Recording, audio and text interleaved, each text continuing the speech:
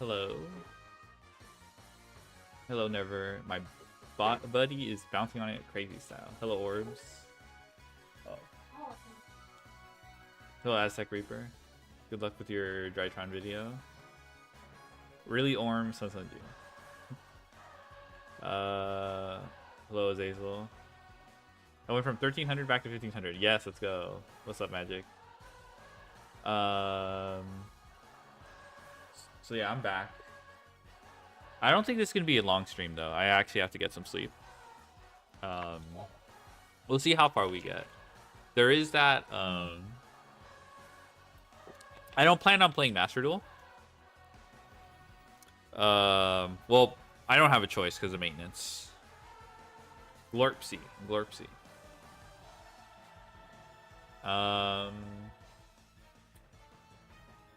So, but there is a bunch of backlog I want to take care of because I haven't been gone that long, but yeah, I have some free time, so I'll go. Maintenance? Yeah, there is a maintenance for the new pack. It's not the the monthly pack that it's like the end of March pack, as I understand it. So there's nothing too crazy coming. I'm interested in magnets, but that's mostly because I have like expiring gems on my one account. But I don't know if I should really, well,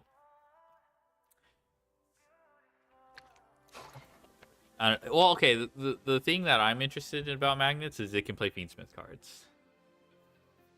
What I'm not looking forward to is like, I don't know. It might be dicks. I don't know for sure though.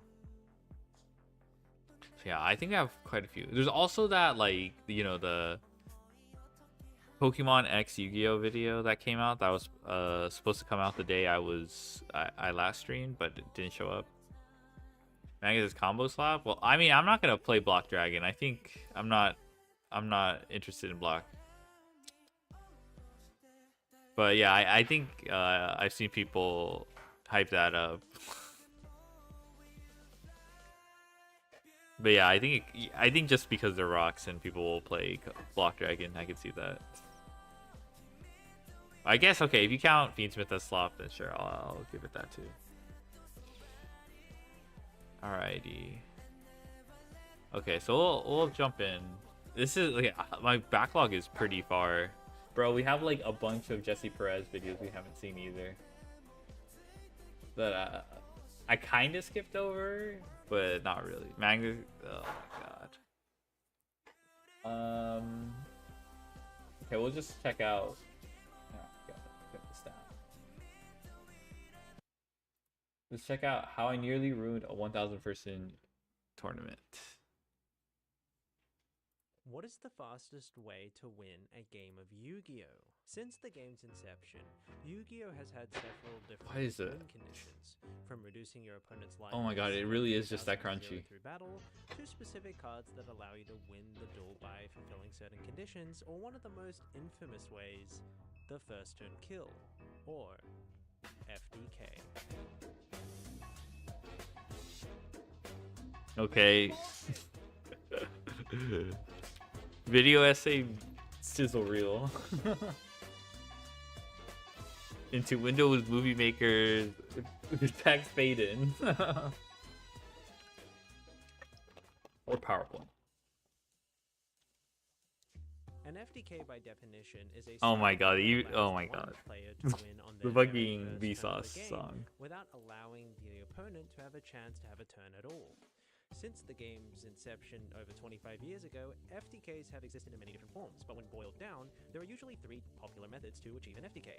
The first and most popular one being Exodia. The game plan is simple, to assemble all 5 pieces of Exodia on the first turn by either 2 methods usually. The first, to draw into the pieces of Exodia. This was usually accomplished historically by adding a bunch of consistency spell cards like Galore of Darkness, Trade-In, Toon Table of Contents. I think it's I don't know his usual content, but pieces of Exodia, despite being gimmicky and seeing extremely fringe play at the time of follow a style similar to Wolfie VGC to make Killer Yu-Gi-Oh to general casual. I mean, that's what I'm thinking. It's like a cat. It's like the audience is meant to be someone who does it now. On point systems rather than the traditional forbidden and limited list. access to modern draw cards like Radiant Type Envision, Sky Striker Mobilize Engage, and powerful level 8 packages like the Dark Lord cards and Sky Striker Ace Ham to discard. I mean, it's not that digestible it's though. been as real of a strategy at the time of recording. It's mostly just the editing capturing your attention. Goblin, Into the Void, and even Pot of Greed. Fun fact, I recently attended YCS Sydney 2026 where Konami hosted its Genesis YCS event. It had 32 players and 9 out of 32 of them were playing Exodia FTK. It was easily the most miserable watching experience I think I've ever had. Seeing Exodia mirrors literally saying good luck, have fun, rolling dice, and then instantly scooping was nothing short of sad and hilarious, and I was frankly impressed that Konami somehow managed to find a way to make a format more degenerate than Advanced constructed, a format known by audiences around the world for having very few checks for player interactability. Okay, and then show hand, GG, close one. No, it was not. You know, that was a great match. That was a great match, yo. The second way to get all 5 pieces of Exodia, however, I didn't pay attention to YCS Sydney Genesis. Was it really like that? I heard Exodia was playable though. Won on the live stream feature match versus Justin Singh with his unique strategy exploiting powerful monsters like Izol, Two Tails of the Noble Knights, Celine, Queen of the Master Magicians, and Blue Dragon. Thinking about hero support? I'm thinking about heroes too. I really like the hero support that does not lock you to heroes.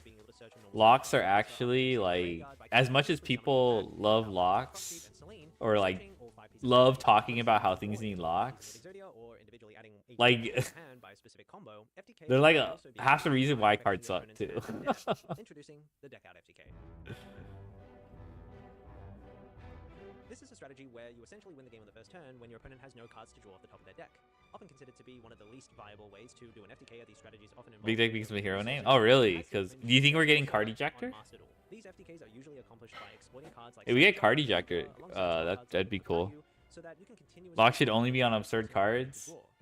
I feel like that's you wouldn't know it's absurd though. That's the point. If they get locked, they become ass or mid, or you won't know. It's just a very convenient thing to say. Like unironically, how do you know if it would have been like broken without a lock? Like.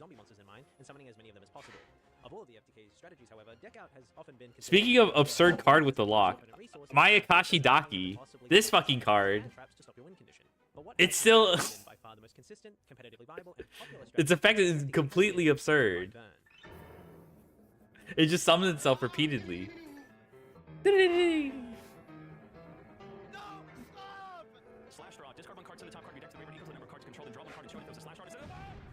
FTKs have come in all different shapes, all different sizes. Some of Yu-Gi-Oh's most competitively viable FTKs have been from Burn FTKs. Slash Draw FTK has come in many different shapes and sizes, although it was most famously used in its Danger variant. Slash Draw has the effect where you can discard one card from your hand, send cards from the top of your deck to the graveyard equal to the number of cards your opponent controls. And if you draw into another Slash Draw, destroy the field and your opponent takes 2,000 damage for each card destroyed. To be able to accomplish the FTK going first, you would resolve cards like Grinder Golem to give your opponent a card to control to proceed to then draw throughout your entire deck using the Danger monsters, Allure of Darkness, Beginning at the End, and your 3 copies of Saryuja Skullgrid, and then place your Slash Draws to the bottom of the deck. With cards like Soul Charge to be able to have enough cards on the field to destroy, you would resolve your final draw. For what it's worth, Habakiri does have a lock. It's once per duel. But I always say, whenever you see once per duel on it's always cap. Never trust a once per duel lock. It's always is intended as a balancing factor. But the point is, the reason, I don't know, once per duel is probably one of the worst locks ever because you only need to resolve it one time. And then you usually win the game. A lot of those effects are usually like game determinative. Not all the time. Sometimes they just don't like the idea of a free summon from hand or grave. Like literally free. Like not like Plague Spider Zombie or something like that. Or like something that requires you to have a monster on field. Like Konami puts once per duels on those too. On like just a guy who summons from grave. Slash Draw resolve live. Yeah. Slash Draw is crazy. Slash Draw, I saw that too. Like that was his fucking face, bro. Slash Draw FTK would then go to top many events in 2018, with it then promptly being hit on the ban list, with Slash Draw going to 1, and Saryuja Skullgrid eventually going to 1 copy as well. But there have been several other FTKs in Yu-Gi-Oh's history. There's been the Bish Vulcan FTKs, the Magical Scientist FTKs, there's been the Cyberstein FTKs, there's been Red Eyes Flame Metal, Where's Harpy FTK? And so many more. Fake fan, doesn't know about the Harpy FTK. Recently, YCS Sydney 2026 just wrapped up, and as many of people know by now, I decided to queue Pure Yummy, a strategy which many players, including myself, Oh my god, Goyo Guardians. Goyo Defender, I mean. My testing partners and I put hundreds of hours of research, playtesting, theory crafting for this event, and wanted to find a strategy that gave us the best possible odds to win the tournament. We didn't like how Radiant Typhoon couldn't play that many hand traps or non-engine, and had to instead rely on trying to break the board the opponent made, which was especially an issue if the opponent played a strong combo deck like Crystron K9, and resolved a game-ending floodgate like Spell Canceller. Although the deck is very strong, I've always tended to stay away from heavy engine decks as I prefer to have more agency to draw into more interactable hand traps to completely stop my opponent when I'm forced to go second. We also thought that while Strakertail Branded was extremely strong, we found that the mirror matches were abysmal, and that there wasn't a very clear way to win going second in the mirrors. Therefore, we wanted to see if Yummy still had a chance to win after the ban list. Upon trying many different versions of the Yummy deck, we realized one thing for certain, and it was that we desperately wanted to main deck Retaliating Sea for the event, a powerful hand trap which gave us the best chance of winning versus Dracotail going first or second, which was our hardest matchup. We noticed that the other Yummy variants couldn't comfortably play this pesky bug, and Radiant Typhoon more like Dim Rain. Dim Rain. Honestly lose to even a single non-engine the Dracotail player had. But did you know that just 5 minutes before the YCS, we were actually going to queue a completely different deck list to the one that I made top 16 with? Because what took most of our time playtesting and theory crafting for this YCS was not what we ended up submitting.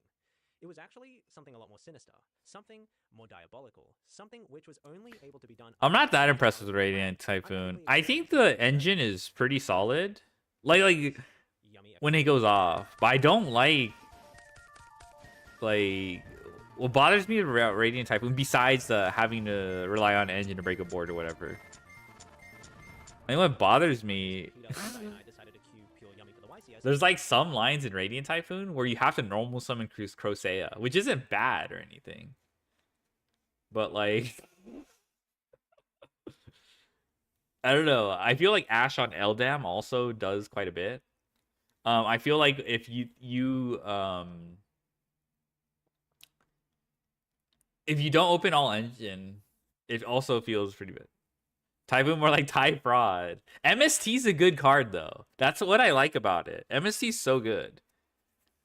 And the Link 2 is so good too. But I don't know. I feel just like it actually doesn't feel that many bodies. I don't know. Sheena's crazy too. Sheena does be carrying. But Sheena's weird too because it bounces back all your bodies too. I don't know. It's not a bad thing or anything, but there's just some weird things in that deck that. Baden is spending AKA Gems. I'm never trusting Reddit again. MST more like MSP. All right. We wanted to address one of the deck's biggest weaknesses. I got baited. Well, I mean, you at least keep the visions. It could be useful in the future. That's actually pretty decent. After the release of Burst Protocol, Forbidden Crown. All of these cards are catastrophic to the Yummy deck, as the way the deck wins interaction versus the opponent is by reacting to their card effects and tagging out your way synchro monsters. Yummy Snatchy, which was recently hit on the Forbidden Unlimited list, was a key choke point, as it was what allowed you to synchro summon on your opponent's turn. To mitigate board breaker decks like Lunalight, which has access to powerful board breakers and heavy poly, or earlier I do like the quick play draw too. Let's go. Having success on online tournaments playing Super Poly, Forbidden Crown, Droplet in the main deck, we decided to play Ancient Fairy Dragon and Secret Village of the Spellcasters in our side deck. And in fact, Peter actually won a regional the month before the YCS with this very strategy. The idea was very simple. To side in Secret Village of the Spellcasters, good. Hello, KBJ. Turbo them out, and using TG Hyper Librarian as our spellcaster to insulate us from powerful board breakers. After seeing tons of online tournament data that Radiant Typhoon was going to come into the format, we thought that this strategy was perfectly adaptable and we could copy and paste our game plan for the Radiant matchup. That was until the Radiant players started to play Lava Golem and Winged Dragon of our Sphere mode, two outcards like Liger Dancer, which also just so happened to catch us in the crossfire because they could just get rid of our spellcaster, Hyper Librarian, which completely destroyed us. If we got hit with Lava Golem or Sphere mode, it would be catastrophic because we wouldn't even be able to use our set surprise to recover. Just when we thought we had no other way to recover and to beat Radiant Typhoon and the powerful board breakers they had, Peter one day suggested in our group chat, what if we just FTK them?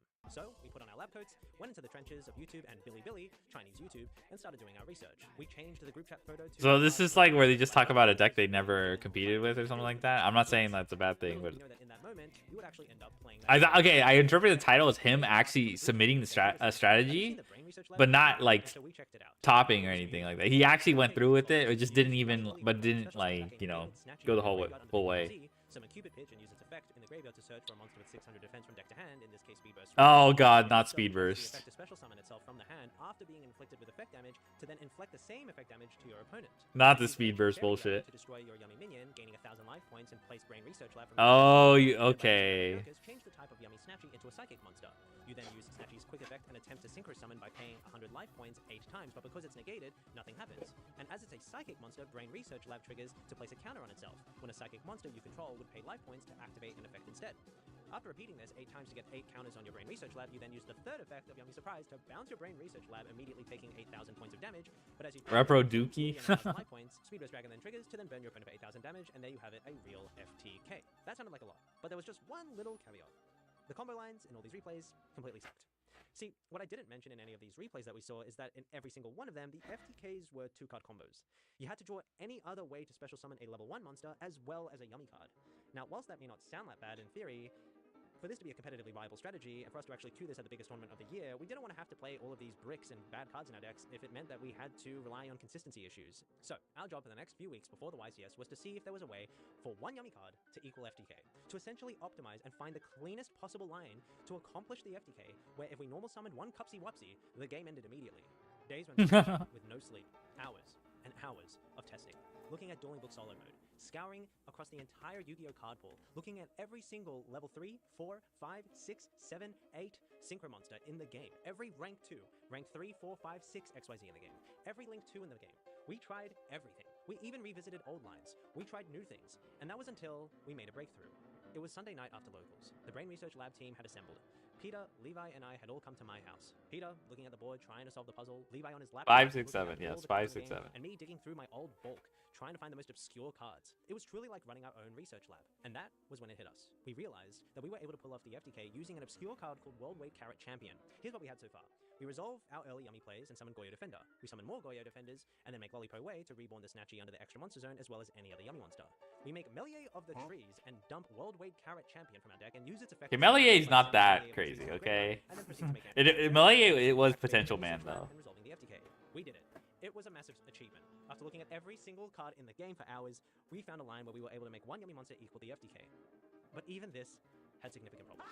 See, one of the things that we were also trying to optimize was how many spots the FTK took up in our extra deck and our side deck. We were already playing cards like Gravity Controller and Goyo Defender, cards that are necessary for the FTK as it just worked with our strategy. So that wasn't a problem. But then we also needed to find a way to add Cupid Pitch, Ancient Fairy Dragon, Reprodocus, Speed Burst Dragon. Can you turn up the video?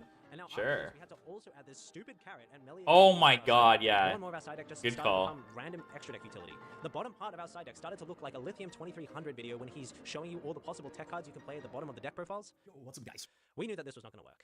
In any Yu-Gi-Oh tournament, in a best 2 out of 3, you were playing more games post-side with your side deck, and you only have 15 cards to work with. These 15 cards can literally make or break your tournament run. So we wanted to find a way if we could slim down the extra deck and FTK package in our side deck to make it work. We spent days, countless sleepless nights. It came to the point where every time I closed my eyes, all I could see was Lollipo Way, 2 Yummy monsters, and 2 Goyo Defenders. We weren't even starting the combos from the beginning at this point. We would just throw everything in the graveyard and just get to the point that we were stuck at. It was like trying to decrypt Enigma in World War II. That was until one day, it finally hit us. Peter found the line. We got it all the way down to a 5-card package. All we needed to do was side in after the first game, 5 cards, and we could smokescreen into a true 1-card combo FTK. Side deck shouldn't This exist. is the Speed Burst Are you a Dragon Master Yummy Duel Research player? Lab. That's pretty cold for Yummy a Master FTK. Duel player. 1 Yummy card, 1 Cupsy Wupsy was FTK. No, I'm sure you can get quite a few TCG players to agree with you. So I'll just blitz through all these. There's 15 Yummy cards, obviously.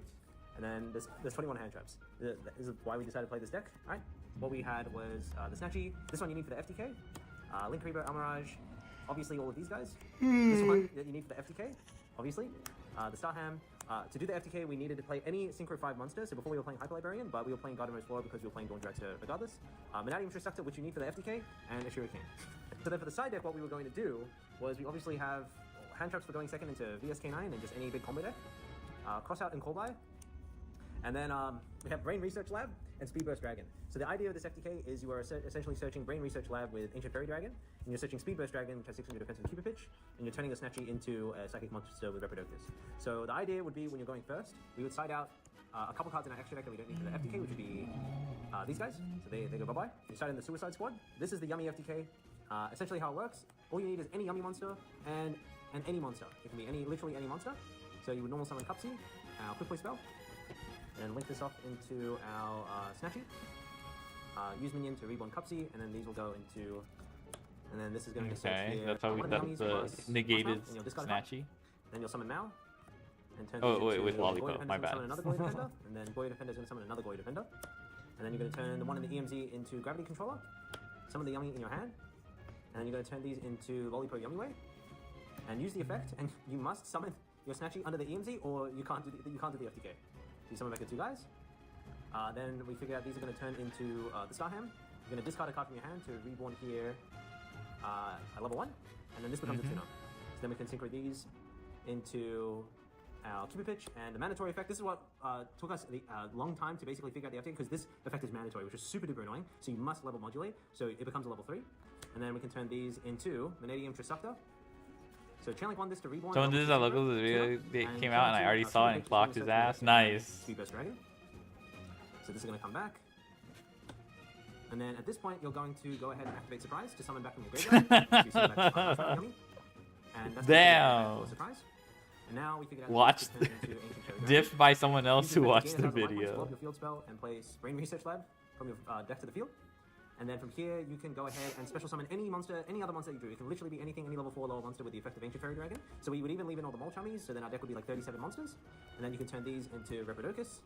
Use Reprodocus to turn Snatchy into a Psychic monster. Activate Snatchy's effect 8 times, so we get stuck in the Brain Research Lab in here. Boo, boo, boo, boo. And then this gets 8 counters. You activate the effect of Surprise to bounce this to your hand, you immediately take 8k damage, and then on resolution, Speed Burst triggers to summon and burn it for 8k. And that was the FTK.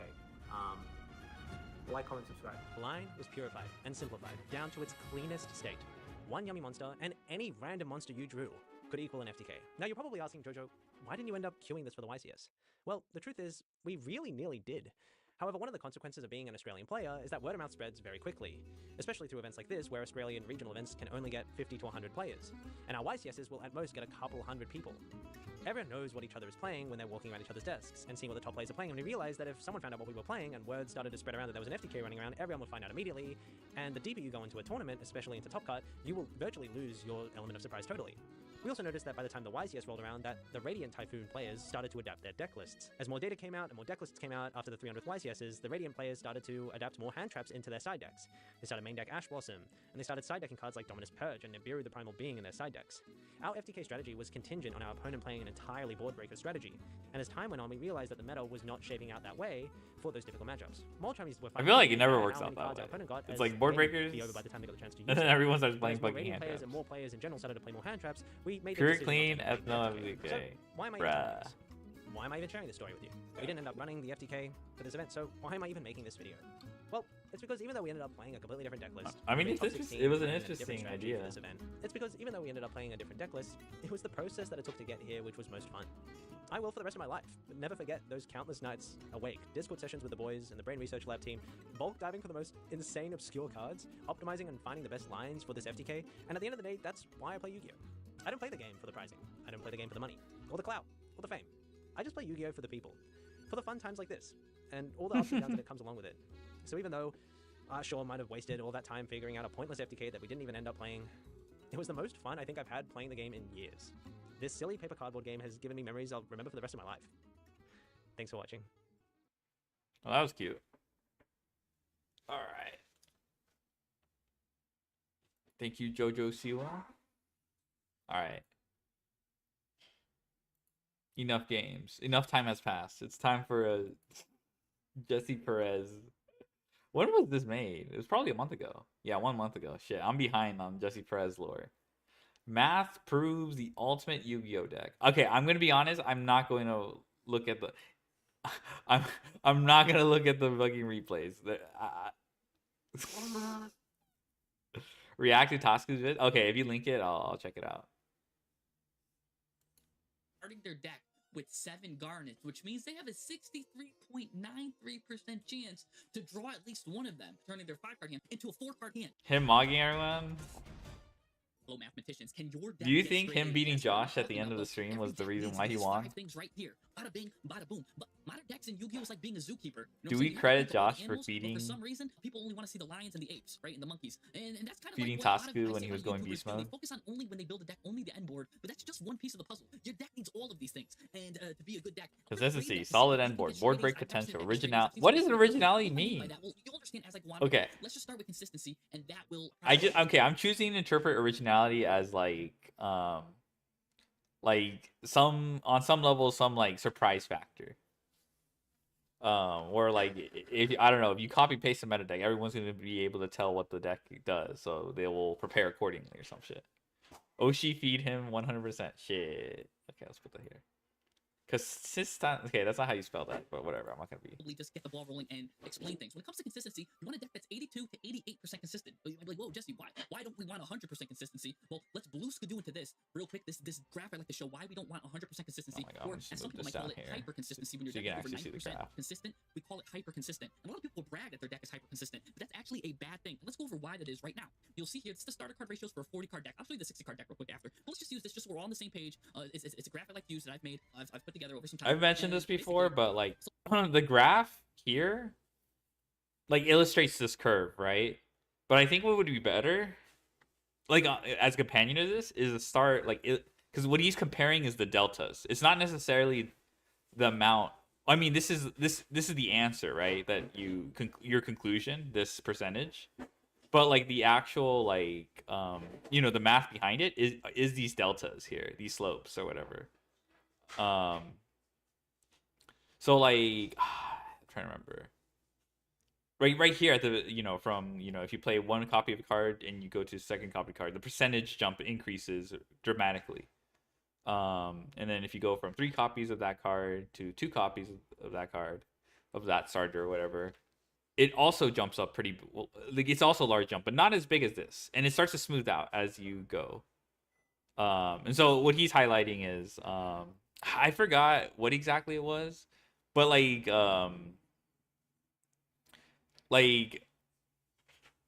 he's basically saying like when you start adding the 13, 14, 15 copy, you're gonna get like less of a jump in percentage. It's not gonna be that high. Like you can see right here where he colors them red. Like going from the 19th to 20th isn't that big a deal. You go from like 97% almost to you basically go up like what, like less than 1%. It was like 10 minutes before it ended. Yeah, that's true. So that's why he conveniently color codes it, so it's obvious. But that's what he's trying to show with this graph.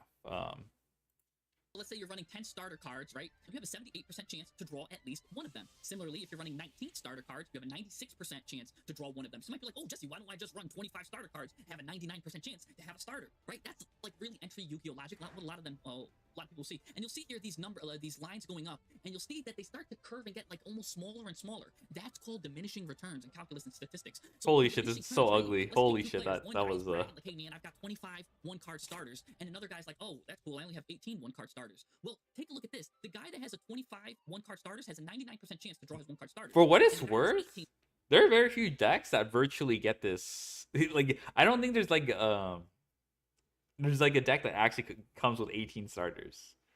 I don't know. Like, without playing like Small World or some shit. Like, it's kind of hard. 15 is that's not how you spell it, diminishing? Really? That's pretty funny. Oh my god, I couldn't even read it. It was just damn. One card starters has a 96. Runic has 18 starters? Oh, fair enough. Yes, 18 copies of Fountain. Yeah, that's fair. Yeah. Okay, fine. Fine, you got me. Percent of his deck. He now has room for about, what is that, 7 more cards. Well, what's nice about Runic, you actually get rewarded for opening a lot of Runic cards. So it's not even like, I don't even think like he can argue that you don't play like 18, Runic spells or whatever. Not all the Runic spells are good though. But like you actually get rewarded for opening multiple, so Purely has 18 starters, but okay, fine. All right, sure. But okay, again, you also get rewarded for opening multiple spells, right? They're like your pushes. Like, I mean, it's not like Purely can't play hand traps either. It plays a good amount. But yeah, there's also like I don't even consider like Purely like a 1-card combo deck, but it does play a lot of engine. Anyway, yeah. Fair enough. With 7 garnets, which means they have a 63.93% chance to draw at least one of them, turning their 5-card hand into a 4-card hand. Wait, did I just skip ahead? Can your deck get straight A's? Yes. Oh my god, I just skipped. And the guy that has 18 1-card starters has a 96% chance to draw his 1-card starters. But here's the thing. By just sacrificing 3% of his deck, he now has room for about, what is that, 7 more cards that could be board breakers, they could be tech cards, they could be hand traps, they could be extenders, they could be whatever you want them to be. You know what I'm saying? I'll be whatever you want them to be, baby. That's what these cards are. Yeah, like, he makes a good point here where, like, like, yeah, okay, you got your 19th card, and you want to play your 20th, you're not actually getting that big of a bonus. So this could actually be a better card in that spot. Oh my god. So even though this guy is so consistent, I would rather be here. Avocado, And he's all of these cards, right? A dice roll is 1 out of 6 chance, which is about 60%. That's why I like, actually, my favorite number is probably like 84. Yeah, Consistency. You don't get that, so I think 85.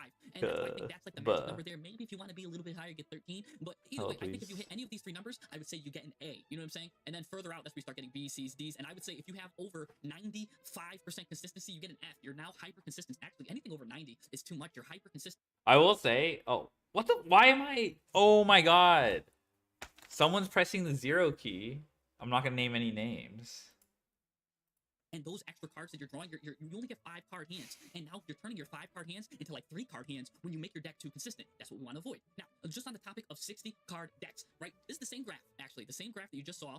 Except one of these lines represent a 40 card deck, and the other line represents a 60 card deck. Red line is a 40 card deck, and the blue line is a 60 card deck. And you can see here that 13 number right here for consistency is right at that 80-something% mark, right? And now, if we extend that line and hit to the blue 7 TV. All right, let's see. What do you got for me?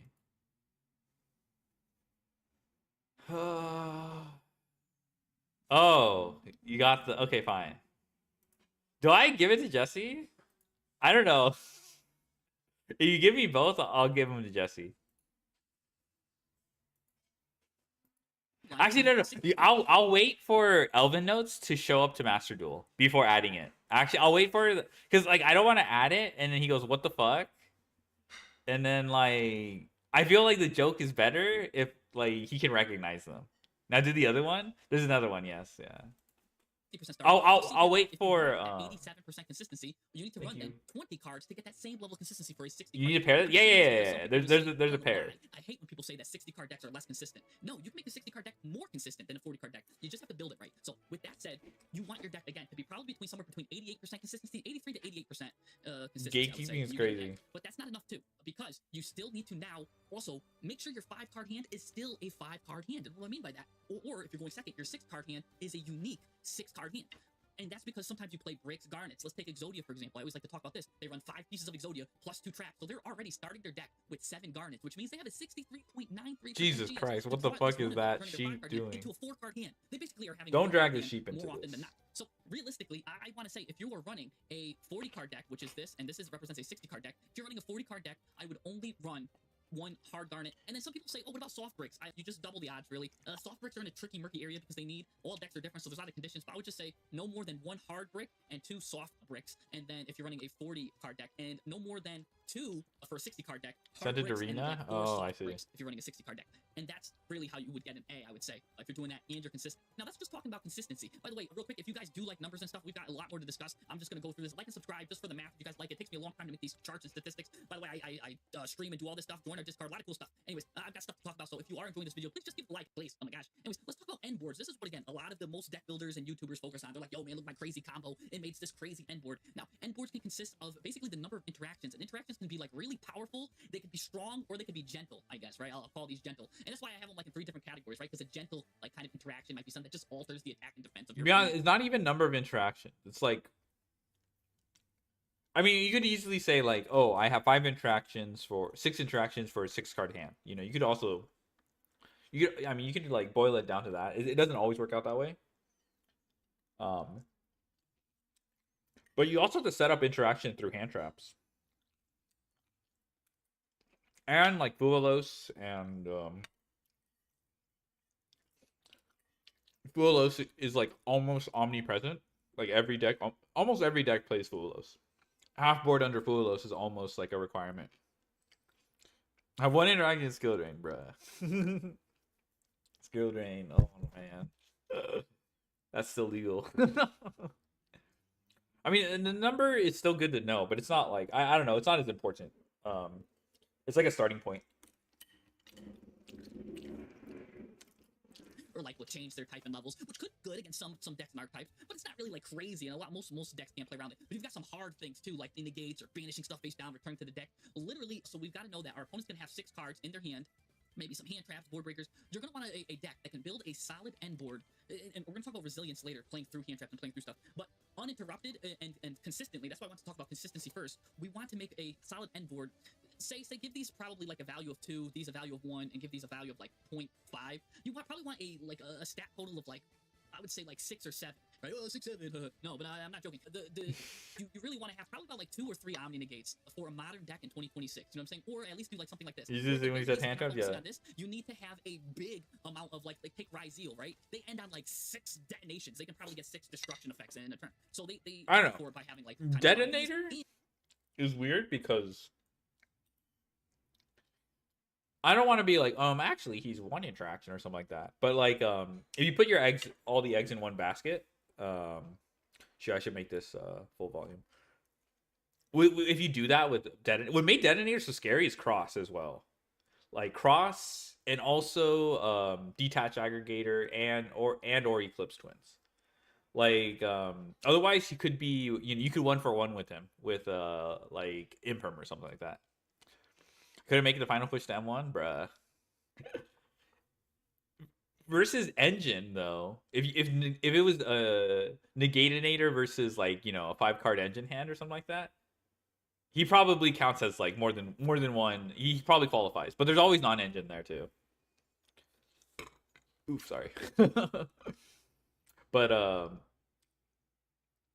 yeah. Anyway.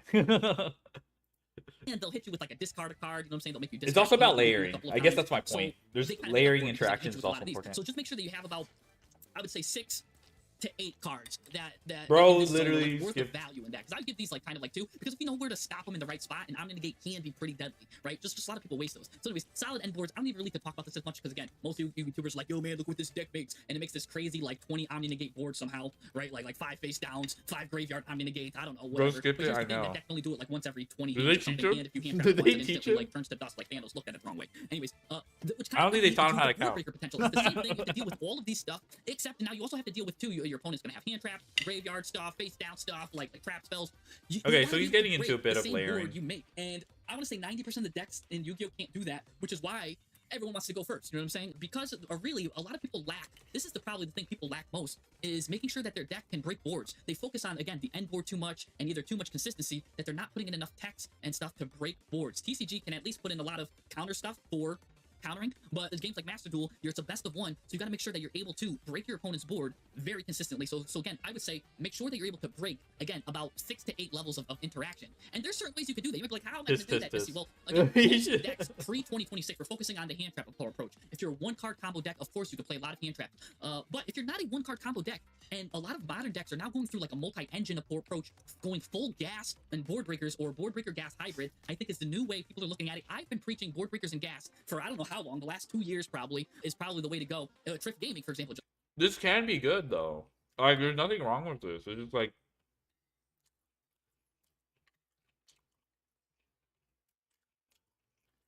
I guess the concern is like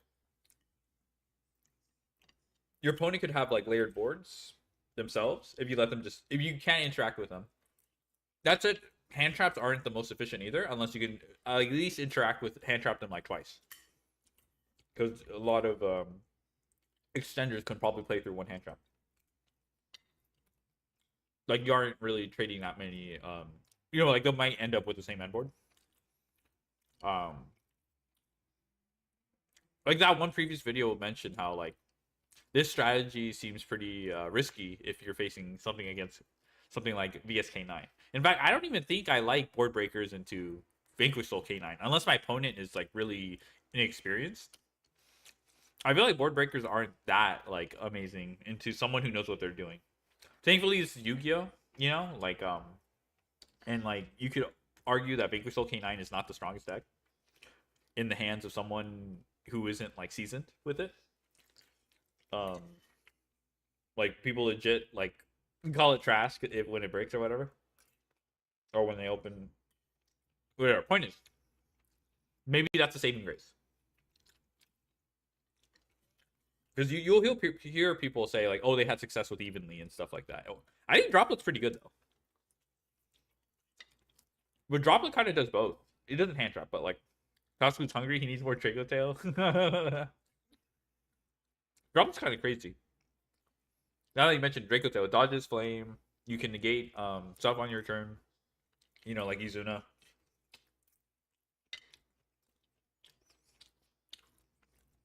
It doesn't do everything on its own. It beats half boards. Yeah, droplets not bad. Like if you were to consider a board breaker to combine, if you already play, like let's say you play like 15 hand traps or something like that. I'm just making that number. Probably consider a droplet. Just won a YCS, winning Mitsurugi Yummy. All gas, all board breakers. Oh, I That's forgot all about gas, fucking just gas and board Mitsurugi. breakers. He did have 3 Blossoms in the side deck, but that was for the Draco Tail matchup, and he was using them as board breakers against the trap that were laid. So there is a place still, again, like I say, for hand traps, some hand traps, we will talk about that when we get to the resilient stage, are basically like silver bullets against some certain archetypes. So you put them in anyways, like Droll during certain formats, Artifact Lancia against Malice, right? You'll include those, but right, you just get those, but then your rest of the deck is board breakers gas, you know what I'm saying? And something like that. But again, or if you're playing a 1-card combo deck, right, you're running Draco Tail and you have a lot of monsters, then yeah, load up on hand traps because you just want to see more monsters anyways. I'm just saying that I think the game has evolved since to the board breaker gas format. But again, there's multiple ways. There's no wrong ways to eat a Reese's. There's no wrong way to break a board, right? You either stop them from making the board or you break it, right? With either just so much gas or resilience. Anyways, let's There's also Lunalight. Lunalight also discourages that. Not every deck. Like, your board breakers aren't going to be that useful. I mean, it'll trade with, like, maybe an SP or something like that. But you still have to rely on the engine to, like, out the double Liger. Probably feels pretty bad. But yeah, about with board breakers. Why do I only have 4 Let's watch think of streaks now? resilience, 'cause resilience is Bruh. great. Let's talk about resilience. We need to be Sad. able to, because I said that hand traps are falling out of favor. That's the minority opinion, so we still have to deal with them. We still have to be able to be resilient against most of the powerful hand traps. Now, I want to say most modern decks can be resilient by that. Well, I like to set up something like this. This is something I made for a couple of videos where I like to put the big 5, I call them, hand traps on the board. Now you could, I'll show a blank one too. Where The watching Assassin's got him too. Ghost Ogre, or Ghost Wait, you got it. Spell, or Artifact You Lancia, oh yeah, you right? lost your They- the they'll bus put your- streams, put your the decks, Buggy like, Mon you're streams playing killed these it. decks. You put your Sorry. decks up against these hand traps and you analyze them. Like, can I play against? Can these decks play against Niv? No, these 2 decks can't play against Niv. Bahimon Oh, do be Crystron and Labyrinth can play killing good against Liv. killing Niv. all Oh, Droll the. and Lockbird. Well, these are kind of combo decks. They can't really play against Droll and Lockbird. Oh, Crystron and Lady Labyrinth can play good against Droll and Lockbird. So you can Lost kind of 100 analyze streak. Oh, your yeah, decks yeah. against the hand traps. Know It's what just your up to weaknesses are. perma then. Oh, Ash Blossom. That may or may not hurt a combo deck because they have so much gas, depending. But oh, it really hurts these decks. You know what I'm saying? Because there's certain spots that you could really just shut them down. Same thing with Fawalo. So that really hurts these decks because they combo endlessly. I see Meanwhile, it. these decks 10 can play stream around it streak. My perfectly. watcher got killed by the Might not assassin. really hurt them if you aim at the wrong 115 stream streak, but arrive. Yeah, they could probably dodge it. Like Lady Labyrinth likes it, and Crystron can dodge it. And you might be thinking like, oh, look at this. So this right here would probably get a B plus because it's pretty much. I'd probably even give it an A, right? Because nothing can play against every hand trap. So I'll probably give this deck an A. Or a B plus or something because it's able to play against so much things. Now you might say like, oh, so what's the point of even playing like this? Again, the advantage of the decks like the Ogdotic and the Emperor Charles the Great, the Infernoble Infernight's deck is that they create. If we go back to the solid end board stuff, I feel these are the decks that also- create 20 Omni Negates, while the ceiling for these decks is much lower. They're much more consistent and can play through hand traps. Going second in a Droll sucks ass too. Like, I imagine. Okay, there's probably some gas decks I could like deal with, but like, I don't know. I played Sky Striker. Going second into Droll. Going first into Droll isn't like the end of the world. I feel like with 0, it's not that bad. Still annoying as fuck though. But going second into Droll, holy shit. Just the Chinese leaker showed Miracle Ejector coming. Oh, you mean the Tieba forum owner? It's not confirmed. He'll usually show like, I don't know. I feel like there's a couple times where I think the one time he showed Lacrima when features were coming out, and then Konami withheld Lacrima. So like, I still don't take that as face value, but it could happen. I mean, if we get Ejector, it would make sense for it to be in that pack. Like, don't get me wrong.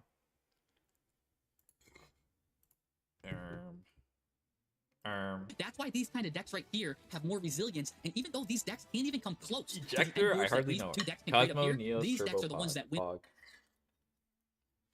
So, bro, is my mouse stuck? YCSs because they have resilience. So even though again, that's It's why like I use these as 50-50. examples, because those 2 cards at the top create much more deadly end boards. I think they create like twice as many more end boards. This card right here has a 95% win rate if you're able to get to it or something crazy like that. But the thing is, these are the decks that win YCS again because they are so much more consistent and they're so much more resilient as well. So that's what I'm talking about when we're talking about resiliency. By the way, right here is a blank board I made right here. If you do want to just analyze like whatever you're playing yourself, you can put the hand trap of the week right here, like Lantier or Ghost Ogre, whatever you want there. And bada bing, bada boom, Bob's your uncle. You know what I'm saying? Anyways, let's talk about originality, right? And you might be like, why is originality important? And because here's the thing. If you're playing to win like a tournament of something and you're just running what everyone else is running, you're probably not going to win because, right, you're behind. That's already last month's news. Someone's already innovating and doing something that you're not really familiar with. Think of Dan Kabuli when you won with Prank Kids, like all the way up to the person that won with Unchained when it came out of nowhere. Vanquish Soul when it came out of nowhere again. Like, you know what I'm saying? Like, winning stuff out of nowhere. And then if it gets popular, and then by the time it gets popular, everybody knows how to play against it. So I've seen decks, people came to me in my deck doctor streams where they're playing Yummy, but they're mixing it with like crazy stuff. Like I've seen a guy play with like Mimigul Yummy, and I've seen another guy made a crazy, it was absolutely insane, a Drytron Yummy deck, and it worked really well. And you know what was actually winning him the game? It was his Drytron cards, not the Yummy cards, because what happened was it's been so long since the opponent seen Drytron that they didn't know how to play around Drytron. Okay, so he and is so talking Drytron about knowledge ended gap. up winning the game for Are you person. sure So it's not originality 6-7 does go a over long way 33? to, I just think, just make something that's your deck, you know what I'm saying? So you not only stand out, and Oh, second of all, 6-7, to 33 as confuse your in the opponent, because split.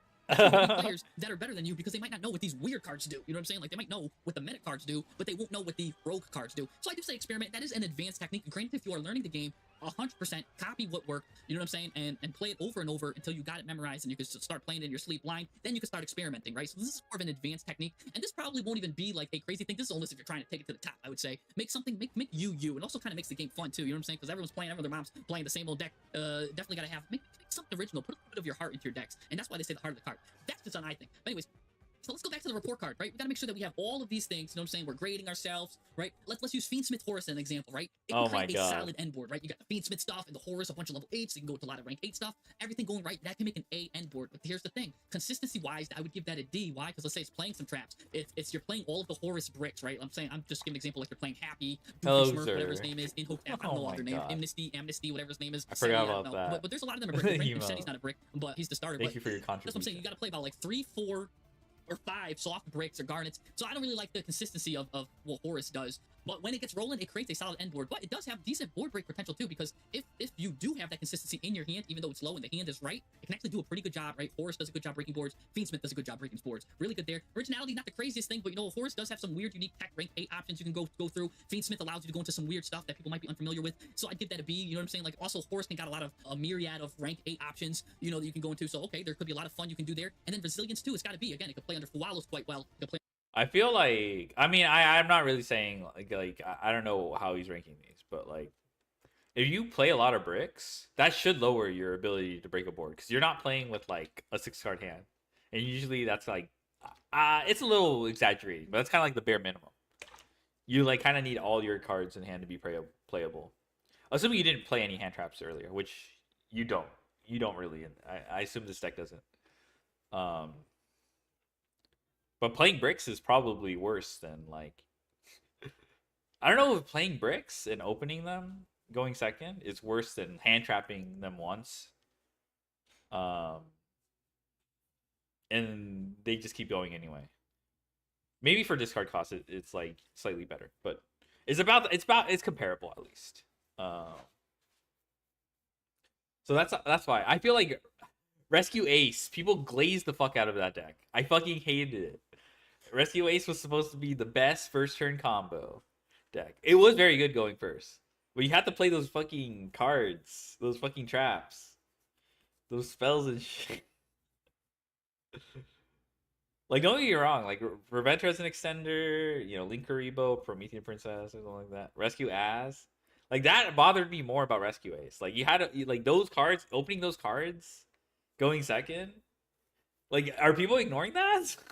Shout out to all the Like I don't know. It did play through a lot of hand traps though, going first. Like, don't get me wrong. And it set up a layered fucking board, which is actually really good.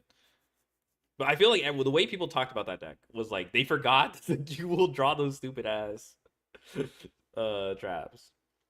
With average coin luck. Yeah, I mean like it does have tools to break boards, don't get me wrong. But under Droll and Lockbird, the Fiendsmith part of it quite well. So it's got, it's really good and resilient. It's got that one choke point, I would say, if you want to use whatever his name is, Amnesty, I don't know, Imseti, you throw him to the graveyard, and you really want to get that gold Sark because it's not in your hand, and they ash that, and that's pretty detrimental. But other than that, it's got pretty good resilience if it's already in your hand. So I'll probably give something like that. Analyze self, analyze your deck. Here is what it would look like just blank if you just want to copy for your records or whatever. I do deck building tips, live deck doctor. I want to see a deck that can get straight A's across the board. Let me just show you a deck that I'm currently fiddling with right now. I would say this deck probably gets about B's across the board. It's my Snake Eye Forest deck that, again, I really think is really cool. It's got, you know, again, it can make a solid end board, nothing crazy. It's consistency. I give myself a B- because, again, I am running a couple of bricks, maybe one more brick than I should. Maybe I should take out one of these forest cards so it's not so bricky. I am very consistent in that starter threshold, but again, it's the bricks I'm worried about. Plus, I am sacrificing like a couple cards that maybe I don't want to see going first, but it does instead, it raises my board break potential, which I like because both Subversion, Kurikara, all of that is kind of searchable stuff, which I really like. Even this is searchable into this, so really good. I really love my board break potential with this. Its originality, not nothing crazy. It's simple spoils and forests, right? Nothing crazy. Maybe I might catch them off guard with a couple of extra deck surprise off it, like options, the extra deck stuff. Other than that, nothing too crazy. And then the resilience is definitely a B. I'm able to play around probably Troll with the Horus line, and then I can play around, you know, Thewalus with that too. There's certain things that might hurt me. Maybe a Max C directly could hurt me because everything's just special summons. But other than that, I think my deck is really resilient to hand traps, right? And Ash Blossom won't really hurt me in perm. I got tons of ways to dodge and play around stuff. So definitely a solid deck list. This is how I would evaluate my deck list and how the deck list I aim to create. Again, I love to focus more on the board break potential. And just making sure I have a resilient deck that has, like, maybe, you know, I'm all about that grinding, baby. Anyways, let's see it in action. I'm doing too much yapping, not enough slap. So and my opponent's going first. I'm playing right here a Snake. Okay, I said I'm not watching these. And look at this. I don't really have much anything crazy going on. All you guys know is that Okay. I'm not watching these, okay? Oh my god. What's next on the docket?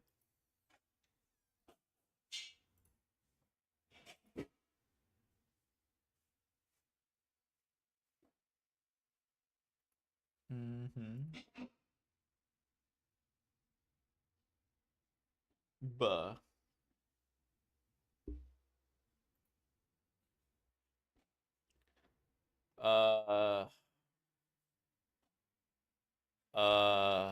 Ban Ash Blossom.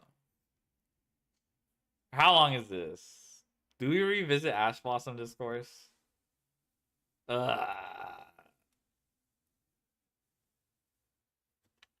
Fine.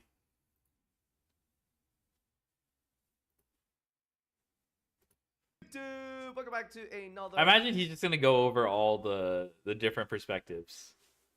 Like he like baits in the title, and then he's just like, well, I just want to take a look at what people have to say about Ban Ash Blossom. Part of a discussion video, we're gonna be going veg. Are you guys going veg? Conversation this week in Yu-Gi-Oh on Twitter, of course. Yeah. When was this, by the way? Was this a month ago? 3 weeks ago. Ash Blossom and Joyous Spring. It's been such a conversation started. There's been more debate over the banning of Ash Blossom than Olympic gold news. You guys see that curling drama by Canada during the Winter Olympics? What's it with Canadians and legal cheating? Making branded Ash Blossom jokes is all fun and games until Joe Biden has blocked you. Look, I don't know why an ex-president of the United States of America has me blocked on Twitter. But it's just maybe throughout the course of the last 2 years, whenever Ash was mentioned, I would tag the ex. I mean, he's just gonna react to Twitter. I'll probably use Ash Blossom against the fire deck. There's nothing really to add. I just thought it was an awesome image. What the we're hell gonna have happened? this discussion once again. Ash Blossom being The Nesh podcast with Josh? No, actually, I haven't done that This yet. card has been around for almost a decade. 2017 Maximum Crisis, the second sec of the year during Zodiac. We could do that, actually. Where is that? Let's do the Nesh podcast. I did not, actually. I forgot about it.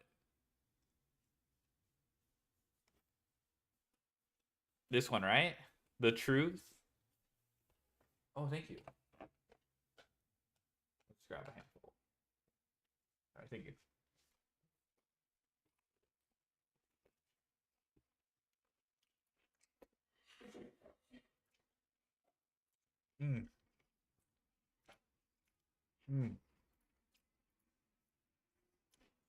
Brothers and sisters, welcome back to my channel. Today, we have a very special guest. I could have, made a redaction about this video, but I actually wanted to talk to him because I think we both share the same love for the game in a different way, in a different shape, in a different form, but we both love the game very deeply and we dedicated our life to it.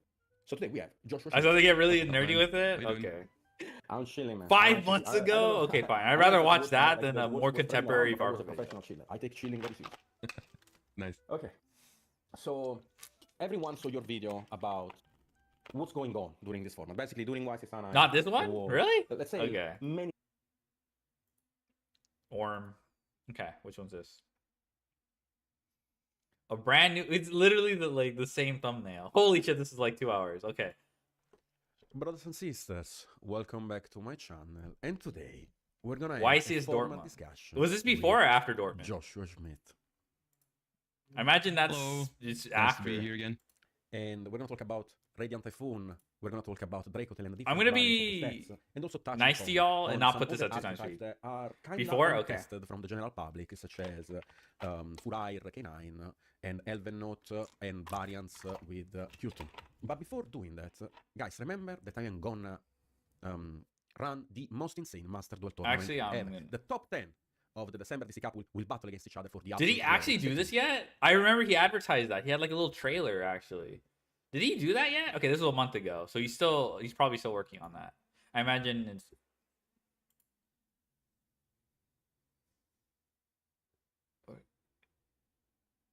Was it like a YouTube short?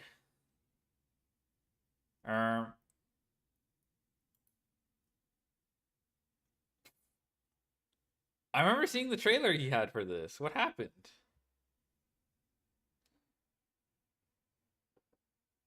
Okay. It hasn't happened yet, is what I'm assuming. Because the date will be released soon, and Pedro, roll the intro. Next be up to Japan, baby! In one moment, a champion. In the other, Oh, this one is the champion. trailer. The map unfolds across the planet everywhere. Someone is ready to prove it. Somebody celebrates. Somebody breaks. Everybody wants to compete. So we're doing it for real. Top 10 from the December Duelist Cup go head to head against each other until only one remains. 10 enter. Only one leaves. No excuses. No hiding. Only one win. Okay, no date. Joshua, so I have seen your recent videos about Draco Tail, and you did test it a lot. I mean, I've been playing a lot of Draco Tail last format already, and If I have a know pretty good anything idea of what the new about- cards do in I the deck I already. didn't see I've Josh's. found my I first don't Draco remember Tail Josh's testing list. For YCS Dortmund, it's not a secret. Max That is DD, yeah, one of Max my DD. top decks I'm considering for the tournament. Because I mean, it's. I Is like this the around playstyle the of it. time people were It's pretty hyping grindy. up, I like, enjoy it a lot, and I Senta do think it's pretty strong. in Draco So, yeah, Tail? I do I- have a I decent don't know amount what of people have experience with Draco Tail in the new adopted. format. It's probably the deck out of Burst Protocol that I've played the most next to Radiant Typhoon so far. I know this is like White And Albaz, talking about right? Draco Tail, you did probably realize that in his pure variant, it doesn't really stand a contest against Radiant Typhoon, right? So you will need to mix it at least with the brand. I think right now we could assume that the branded Draco Tail is the standard variant of Draco Tail. If I say Draco Tail, I basically mean branded Draco Tail. I think it's not just the Radiant Typhoon matchup. I think it's also just the ban list, right? Like one Ketu, one Mululu. I feel like you do need a little bit of help from somewhere in terms of consistency. This is because those are times 2, basically this is 4 stars out of the deck, 1.75. and you can only compensate so many ways to fusion summon, right? So I think whether it's the new Albaz with extra copies of Cartesia, Yeah, and also 1.75. like the option for branded fusion, of course, it's just a great consistency boost for the deck. So I honestly expect basically every single Draco Tail at YCS Dortmund to have the branded cards in it now. Okay, but my main concern about that engine, because yes, you get I guess like 6 additional starters. I mean, I guess 4 if you were not playing like the branded, like if you were not playing branded fusion. My main issue with the depth package is the fact that the White Dragon and branded fusion do conflict with each other a lot, which makes me think like, is it the right way to do it? I've been talking about that. Yeah, I've been playing that version, and I said in my video that I don't know if the double branded fusion is 100% set if you really like the new Albaz, and you might just want to play like 3 of the white one instead of one OG. You can play 3 white and then maybe no branded fusion. I've been experimenting with all different kinds, basically. I've tried double branded fusion. I've tried no branded fusion. I've also tried playing 1 branded fusion just so you can search it on follow-up turns when you set up the Fallen into Virtuous. You don't necessarily want to draw it, but when you start with the Albaz, you have the Fallen into Virtuous, and then on the opponent's turn, you send Albion, and then you get a Can White Albaz branded bridge fusion and for next Dragon turn, Tail and that can stuff? be nice for follow-up. I So think think only all through 3 of those, Magistus. like ways are viable, and I'm not sure what the best one I is. think you have to think play, it's a little bit like- of a preference matter as well. I'm not sure if there's a definite correct answer to it. I did see. I the think you have non-branded to fusion play, testers, actually. I did see Spencer or there were something like some people that. who were testing the monocopy of branded fusion.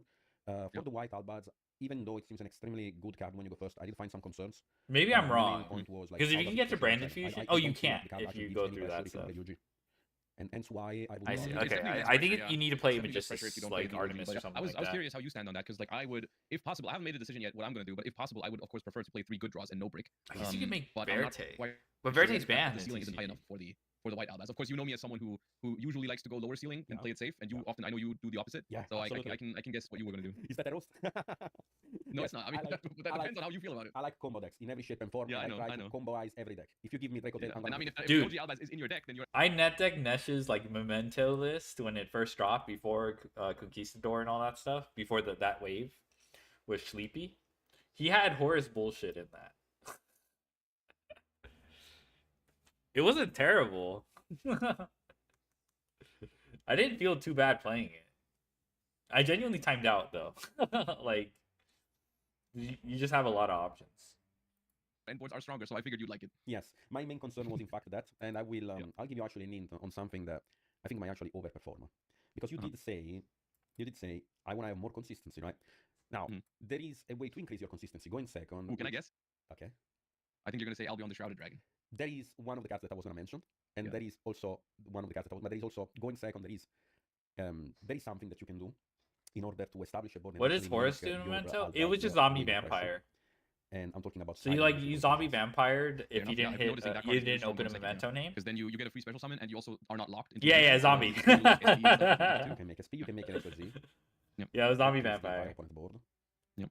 You can. I mean, depending on the matchup, you can also consider playing Albalenetus. But even if you didn't, of course, the extra if deck you that already deal opened now is memento incredibly tight, names, and there's like a million different like, it was ways just to another because, push. You know, if you play branded fusion, you need certain targets. If you play the OG Albaz, then for example, you want other like fusion targets in there. Like Mirror Jade makes its way into the deck for sure. Titanic Lad maybe to summon it in the end phase. So that's there's a what million made different it ways to structure like that extra deck. decent So for it's me. really Like hard I to, didn't mind fit those kind of utility cards if you want to play like the full branded pack. because a lot of times there's like So my opinion on redundancy. the package Like is okay, right these one. are stuck in my I am hand actually if kind of the first one thing resolves. is, and obviously the Shrouded Dragon, at least one Shrouded Dragon in the main deck, if you want to play the Tank Blood, you need that, unfortunately. And it's not even a bad card. It's like, at least you get a Fallen in the graveyard, then if you go for an Artalion, you can add it back, and then you actually like get in rotation. Yeah, it's like playing an extra copy of the Fallen of the White without like hurting the restriction of being able to play only two. Yeah, and that's why I feel like I do like the card. 1, 2, we will decide on the ratio depending on how many slots are going to be in the main deck, and if you want to slightly be above 41, you can actually just get the 41, because in my opinion, 40 and 41 doesn't make any difference. I was always on that idea. The card. I mean, in this deck in particular, I guess it's an interesting discussion because there are some cards in this deck now that you would rather not open, right? So it's not just a straight negative to go over 40. Yeah. Like, you know, as always, Draco Tail trap cards, but also the Fallen into Virtuous, as good of a card as it is, sometimes I really hate drawing it because let's say I have the Albaz in my hand already, that's not going to give me anything additionally in my end phase. I already have the Fallen into Virtuous, so I don't need another copy, right? So it's kind of like redundant. So there's a couple of reasons to go over 40. The only other concern that I've had with going over 40 is that there's like, I feel like this format, non-engine in general, is not as important, but there's a couple of non-engine cards that are way better than others, right? And we're talking like Fimena, we're talking Fuwa, we're talking Ash Blossom. Like those cards are significantly better than anything else I feel like you can really have. So it's like it's pros and cons to go over 40. Well, I could see it. And okay, so we were talking also about like the push going second of white, right? Like again, it gets kind of fixed by siding multiple Ecclesias and maybe a way to clear your board with XYZs with links. So I do prefer. I actually don't like White Dragon going second. I do like the card going first. Going second, it has like the restriction makes the deck a lot worse into the board. Yes, not being able to make SP, not even Gulamel, is really annoying sometimes. I agree with that. Oh yeah, this reminds me. I'm gonna bring you this, make this about Math Mech, but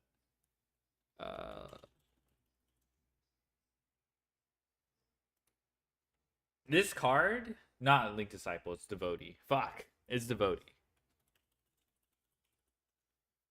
This card played through this card. Well, that Link one as well.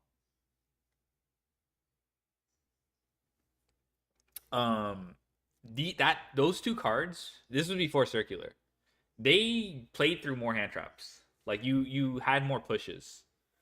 Because you know you attribute this guy while under the Link 1, and you get 2 tokens. You basically turn 2 monsters into 3 bodies, and that could help you play through hand traps.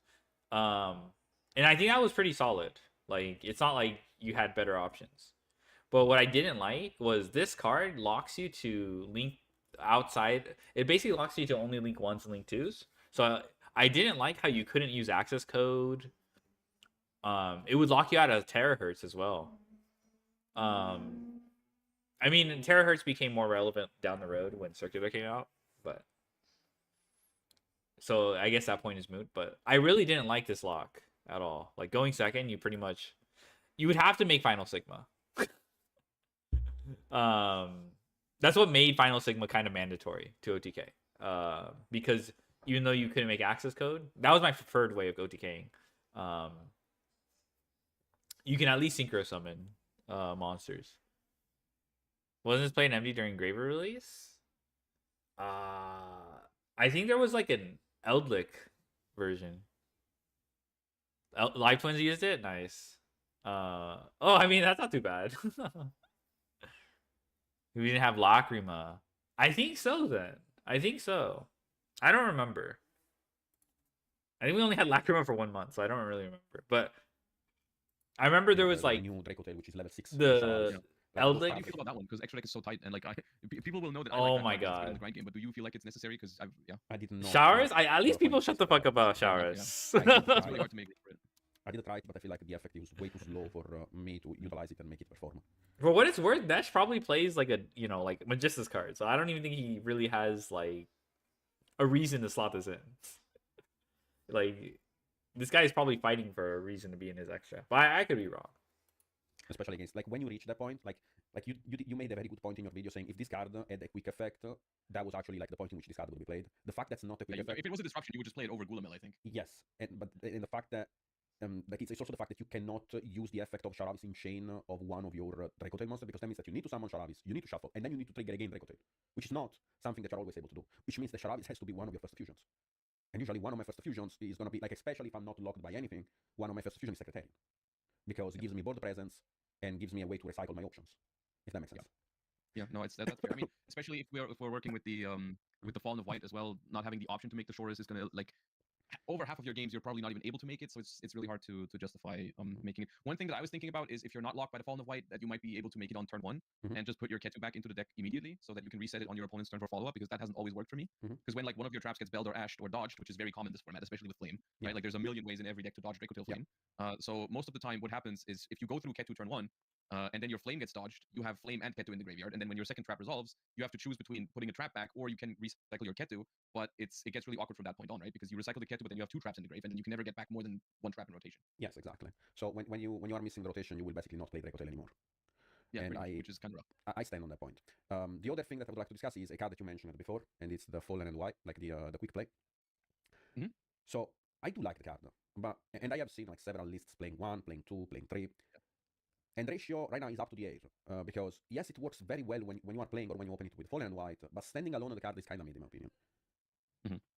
And I mean, like, I think you definitely play it because you get it for free if you open the new Albaz, right? Like Yes. you just get it as a free disruption on your end board. yes, When you go first, so you definitely play at least 1. I think that's out of the question. If you're Okay. playing Branded Draco Tail, you play 1 copy of that card for sure. yes, And I guess if you play Branded Fusion, you could decide to just keep it at 1 copy.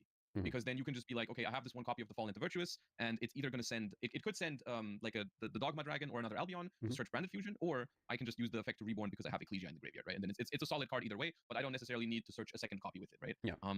So I think if you play Branded Fusion, it's completely fine to play 1, because especially if you play Branded Fusion, you already have a higher spell trap count than, like, you would probably want. I think drawing multiple spells with this deck can be very awkward. So I can see playing 1 Fallen into Virtuous if you have Branded Fusion in the deck. If you want to play without Branded Fusion, then I feel like you need at least 2. yeah. And I felt like it was kind of awkward for me even to open the combination of White and quick play, because you Yes. send Albion and then you have to send a Synchro, but then, like, what your Fallen and White is doing if you're not playing a second Synchro? Because yes, you can try to shuffle Yeah. back, but if your opponent chains something, it's not gonna shuffle back anything, right?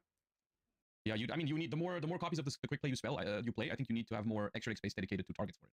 Yes, my main concern was, like, the Right. second Synchro, right? Like, you kind of, if you want to play 3, I feel like you actually need the second Ecclesia Black Dragon, because you lose So a that you push. can send it with the Fallen into Virtuous. Yeah, because you lose a push and if the card does not shuffle, because your opponent changed something, because usually it's going to be a back row. In this format, it's going to be most likely a back row that you're going to target with that in order to bait it. Yeah. If it's a monster, it doesn't matter as a card, in my opinion, because monsters don't matter in the current metagame. I feel like Except for Secretarion, yes. except for Secretarian, yes. But, like, even then, they could just chain something like a Draco Tail Orn in order to bounce it back, and you still miss the shuffling back. So yes, you get removal, but you also lose a push, which is a trade at 0 to 0. Yep. So I felt also weird because of that, and I was considering a card that has not been played in Draco Tail, and I think maybe Droplet might be better. Yes, you're gonna still play the 1 copy of the Fallen, but then what about Droplet to replace the other cards? Because Droplet does, in fact, I feel like Droplet does in fact play way better than the Fallen into the Typhoon, into the Mirror, because it always ensures that your cards resolve, while the Fallen and White can always be interacted with, because the card that you are gonna activate in Chainlink 1 is still gonna be on board. But how do they stop it? Like, let's say you play against Radiant Typhoon, right, and you have the Fallen into Virtuous and another spell. How do they still negate your spell? They don't in that case, but they still have a monster negation. Right. So, yeah, I mean, you're saying, like, it's worth more to droplet a monster than to pop the continuous trap. Yeah. That is, I think that's true if they have the link 2 on the board still. Yes, I mean, they do Right. That end on depends the on what link the too. I mean, standard Radiant Typhoon. Because I've seen 2 ways. I've Yes. seen people do link 2 on board and then Yes. pass, or I've seen people do the link 3, the Doom Eagle. yeah, with the the link Doom 2. Eagle. Yes, Right? I did see that too. Yes. If it was still on the board, then if you pop the continuous trap, they just bring it back. But if they link it off, then I think the Fallen on it is pretty good. But either way, I think in both scenarios, honestly, I think it's a pretty good use case for the card. Like, I think you're getting value out of both in the matchup. I'm not sure which one's better necessarily. I think Droplet on its own, I think Droplet is a better card than Fallen at the Virtuous in this scenario when you're going second. I think the reality is if you didn't get the Fallen at the Virtuous for free from Albion most of the time, then you probably wouldn't play it at all. Does that make sense? Yeah, I can see that. Like if Fujin, that you just play one copy because you can search it, I think there would be better non-engine in this deck than Droplet. Like what? Thinking about Like anything Catchup? that's a monster. Yeah, like you were thinking Like about. yeah, anything. Like I like Charmies in the deck, obviously. Those are I don't know if you're already like maxing out on Full those, but Three like, even cards like Triple L, that's your lineup, like 6 Charmies, 3 Ash. If you already have that, and then you have more room for non-engine. I do have 3 more slots. Okay, and over Droplet, I would probably rather play something like I've been playing around with Bell, because I think Bell is pretty good in the mirror, but mostly going second. But it has applications against Radiant Typhoon if they don't chain block the Crocea. Yeah. Not every hand can chain block the Crocea. A lot of them can, but not every. And then I've been testing Mourner, I've been testing Veiler, I've been testing Nib. I'm not sure what the best one is, but I like that it's a monster. I did not personally like Veiler. I did like Mourner, but Mourner is also like his downs because it makes the win alive, like the Charmer win. For the Amigos, as you explained before. I didn't even the consider fact that you can in stop Radiant your Type opponent Duel. phase. It makes a lot of sense for the card to be played right now. So I'm not against Mourner. Yeah. Again, like my main concern was like maybe Droplet because you say, but you say, okay, but you can find mana if it's a monster, right? But like, do you want to find mana against Typhoon? I don't. Like, there is no good spot. Well, it's not just by mana though, right? It's also like mid game. Sometimes you have a Rahu that you can resolve, but you need monsters in hand to send away for it because you don't always have Draco Tail names. Yeah.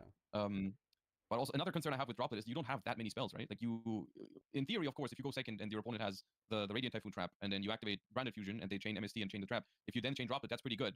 But what if you just like have Droplet and monsters? I mean, that would be not ideal if you're not playing a card that can banish itself from a graveyard in order to keep a link one in order to add another monster. You're trying to pill me on Spenta, yeah? And I think it's time to talk about Spenta. Because the Spenta, also called as a spoon, and in my opinion, Draco Tail is like a soup. You cannot eat it without a spoon. Okay. I know, you probably have the What does that even mean, bro? I've seen it before, yeah. I know you're proud of it. And Oh yeah, he like tweeted variant. that. I because remember now. in the branded variant, you probably noticed that there is not enough names. I don't think Spencer's that You need to have names popular. in local Like names. Like 3 Urgol, I think it's the standard. looking back, I don't Even think. though- I don't even know. though in effect Maybe it's I'll more I'll have to optimal look through because the second one is waifu gonna alert. mirror the fact that we have Nice. Molulu at 1 and Cat at 1 makes us like do want to play the best. His match writing ever. is this Because fire. Urgol at 1 pound was, in my opinion, the standard. Now we are going over it, and now we have to pay 3 Urgol, and maybe even more than 1 pound, in order to fix the consistency in the name count. I don't like that. I don't think Magistus born out after the recent event. It fell off. So it did actually fell off. I don't know. And I didn't really pay I like that. attention I to think it's a really good lists, but I guess I mean, it's not the perfect card, right? It's like you increase consistency with a card that isn't a I don't standard, know. say, right? I don't know why I Like, got the you're impression probably that it getting fell at is, like, off yeah, because I it's really fine. Like, honestly you haven't definitely need one been for Rahu and such, but you looking it at that only makes many sense to drop lists. hand if you have a way to fuse it off, which is risky to increase your consistency in that way. Yeah. It's kind of like saying like you increase the consistency in Vanquish Soul by adding more fire monsters, right? Which is like not really how it works. it's really not. I did try several things in Vanquish Soul. Yeah, I mean, I do like it. I think the biggest ability that the Magistus cards have is that you can bridge into Lucius, right? I think that is Also, very valuable. Being able to get Lucius from the did Nesh say something about like sending like equip something with Spenta and then sending it as a spell? Is he just saying like sending it for free off? Because I don't think you can like. I guess that's maybe what he's saying. And Josh is just saying like, oh, if you open monsters, they're not that great to pitch off. At least in detail, they're not that amazing to pitch off of Droplet. You send Spenta off Droplet. I see. Okay, that makes more sense because you can actually. Okay, so they are debating whether it's valuable to send a monster. Yeah. Then you just banish. Okay, cool. I'm not sure if it's worth the investment into not just the main deck, but also the extra deck space that I feel like these cards demand is pretty high. Because like what is the package that you're using? I feel like it's at least like 5 cards for the Magistus. So this is what I was thinking. When I realized that there was a bridge, I was like, okay, what if I don't draw Draco Tail cards going second? Because that can happen, right? Well, it's not optimal, obviously, to not open any Draco Tail cards going second, but your percentage kind of increases going second because you're gonna see the 6th card more. You have Charmies, yeah, and also because you have Charmy. So I was not very concerned about going second. I was very concerned about going first on how to bridge those interactions. I did notice that the 1 card combo on Fallen and White and Spenta does not play around Nibiru. I did realize that Spenta plus Fallen and White is weak into Nibiru, but Spenta and any other starter in the deck, literally any other starter, and White and any other starter does play around everything. A card that helps a lot to play around Nibiru would be Fallen and Virtuous, because you can summon Omega, and if Nibiru you can chain the Fallen and Virtuous on the Omega. But I did find the utility also of Omega going second, because I can use it as an interruption, and then crush the Omega into an opponent monster in order to summon Lucius from the deck in the damage step. Some lists still run Chorosa to make Ecclesia. Okay. Some yummy Radiant Typhoon variant. I mean, from looking at this, right, I feel like what you're doing is instead of adding cards that work in 2-card combinations. Like, you know, what pure branded Draco Tail does to increase consistency is play like more Urgulas, more Pans, and more Cartesias, right? Yes. That's how it goes. Those are cards that, like, in your average hand, they will work. Yes. But there is hands where you draw Cartesia without Draco Tails, or where you draw Urgulas and Pans without Cartesia, so they're not 1-card combos. Mhm. Instead you have like Spentas and Zoroa, and well, probably not really, but you have Spentas and Zoroa, and those will, like, they will do something on their own. If you completely ignore the rest of your hand, right? Which I think works, but I do also think it comes at a cost, where, because 5 was even too low of a guess. You're playing 7 Magistus cards in the extra deck, right? So I'm just not sure if it. I'm not saying it's not good, because I can definitely see the power behind it. But this is where our two philosophies are going to clash, because you know what I'm about to say. Like, I just don't know if that ceiling is necessary, because I think you're not going to realize that ceiling in every single The way Josh is navigating on this. average, you are going to be under this format, I think. Like, very often. People are going to play. I mean, Perulia doesn't really matter that much for Yeah, I the don't think Magistus so. lines, I think. It's only 2 draws. It's 2 draws and you can perform the entire rotation for Perulia. So Yes, beautiful. yeah, so I'm saying, like, the 2 draws from Perulia are not the worst. But you do give them the draws relatively early, and you do have to consider that, you know, if they draw 2 cards with Perulia, there is a non-zero chance that they draw a Fuva, because that's always in their deck. Which is like, I don't know what the chances are. If they draw a 2 card, they might draw Perulia. But basically, that's what I'm getting at. It's like, okay, you have higher ceiling, you have more consistency on paper in terms of 1-card combos, but your deck is also weaker basically in every game where you don't get to do that, because your grind game is significantly weaker, because your extra deck is so much smaller, right? You have 2 Arthalions, you have only 1 Secretarion, you have no SP, you have less targets for the branded stuff, right? There's just like games where you're going to miss those cards as well. But it makes also the Fallen and White full combo. That's also my point. Like, usually, like the Fallen and White Yes. before was not a combo piece. Now you do actually do Yes. have it. Like, before you needed Fallen and White to open with like a Draco Tail. Now you don't. Yeah, no, that's true. That is 100% true. I'm not sure if it's statistically, if it matters, because on average, you will have Draco Tails. If you play, let's say you play Urgula and you play 1 or 2 Pan because you hate that card, I do. you're still going to have, and then maybe a Frixel, you're still going to have around the like 13, 14 Draco Tail names, plus Rahu, plus Ketu, plus maybe draws from the Charmies when you're going second, or draws from the Shrouded Dragon when you're going first. Like, on average, your hands will have Draco Tails. I don't know if you noticed, but I don't play Frixel. Yes, I did see that. And I don't consider it mandatory even if you play Branded Fusion. I think that's okay. I think it's fine to not play Frixel. But I did consider Frixel because there are some very nice stuff that you can do. It has some crazy lines with Secretarion where you just print card advantage, especially mid game. I think it's And nice. I think I will show you some gooey stuff you can do. And we can go over this combo together. That can also knock Gooey. your opponent out of the game. But unfortunately, it does not. Okay, was do that it, Invader of in your Darkness? turn, while White has to do it in your turn. Mhm. But you need obviously to play the bridge in order to do that. Now, in a format of Typhoon that plays both. Okay, this decks, is actually and just in a crunchy. format of those yummy variants with Typhoon, with the 3 Brigade, that are, in my opinion, like the best decks around, if you agree with me. Right? Crowley. They don't play a lot of entrops except Charmies, right? I think specifically for the Radiant Typhoon matchup, a lock with something like Invader of Darkness is an interesting option, yes. It's not only that, my concern was that Spenta does the Invader of Darkness. The Fallen of the White does it in your turn. Spenta does it in the opponent turn. And obviously, if you open any other engine piece, you can do it in your turn. Like any Draco Tail piece means that you can do it in your turn. Yeah. What concerns me is that might not be optimal because not every time I can perform it in my turn. Invader would be always optimal if I could perform it in my turn. Otherwise, if I cannot perform it in my turn, my opponent can play in the draw phase and actually outplay me with some very specific end. The end that needs to be still very specific, but there is a chance I can get outplayed after all the fools that I did in my turn. Yeah. Which makes me think that there is probably a better XDD. option instead of Invader of Darkness. Maybe we can consider the DDD. The just Orthros lock them. Cannot be Orthros because It has to be level 6 or higher, right? Yeah. For So, Grand Guild. so it has to be the other one. It's also a pendulum, right? Yeah, it's the pendulum one. Yeah, Requiem. Yeah. I mean, yeah, you're trying to convince me of a higher ceiling engine by telling me it can also floodgate the opponent, Nesh. I don't know. I mean, we know that there wasn't floodgating people. I still remember those Mystic Minero. No, I don't. I'm not saying that's something you can't do. It's just like it's not what sells me on something. Like, Okay. if I play Spenta, right? If I'm Alright. convinced that Spenta is good, then I might consider doing this, right? But that's not, for me, that's not going to be the reason to play Spenta, is because it can do this, is what I'm trying to say. Okay, let's say that everything I said so far was air bullets, okay? Let's say everything I said so far. Now I'm gonna actually shoot real bullets. Okay. So it's not only the bridge. Real the fact that bullets, allows you it's to gonna play get the heated. combo. There is also, you probably saw the spreadsheet. There is Draco Tail cards that do bridge now if you play this combo into Draco Tail and Branded. Now your Draco Tail ends are not gonna be only Draco Tail ends. If you play Branded Draco Tail and you open only Draco Tail, you are gonna lose against Typhoon. Like, there is no shot that you win against Typhoon going second. I don't think no shot is true. Okay, there is boost favorite. If I have a pure Draco Tail hand against Radiant Typhoon, Yes. do I have non-engine? I mean, I assume so, yeah. I assume that there is I think maybe. I think Draco Tail is favored. Draco Tail is favored. Like, would you say 60-40? I think it's more like 55. 55. If Okay. I, Do you like, think the that's a thing good about percentage in a Radiant 50-round Typhoon tournament? is that, like, it has Radiant Typhoon has really high quality breakers against Draco Tail. Yes. But it cannot really kill Draco Tail, and it also has very little engine. So if Radiant Typhoon doesn't draw a lot of engine, then it's not actually that good against Draco Tail, in my opinion. Okay, and I can see that happening. But you said 55, which means that Typhoon has 45%. How is that a good percentage in a 50-round tournament? Well, because you don't always just open Draco Tail, Nesh. I mean, yes, you don't just open. That's basically the worst case scenario, right? It's I mean, like, but I you don't have draw only any branded six- cards. I yeah, don't 6 draw branded the cards. White Dragon. I don't draw Shrouded. But you have 6. Huh? You have 6 branded cards. The percentage is around 50%. Yes.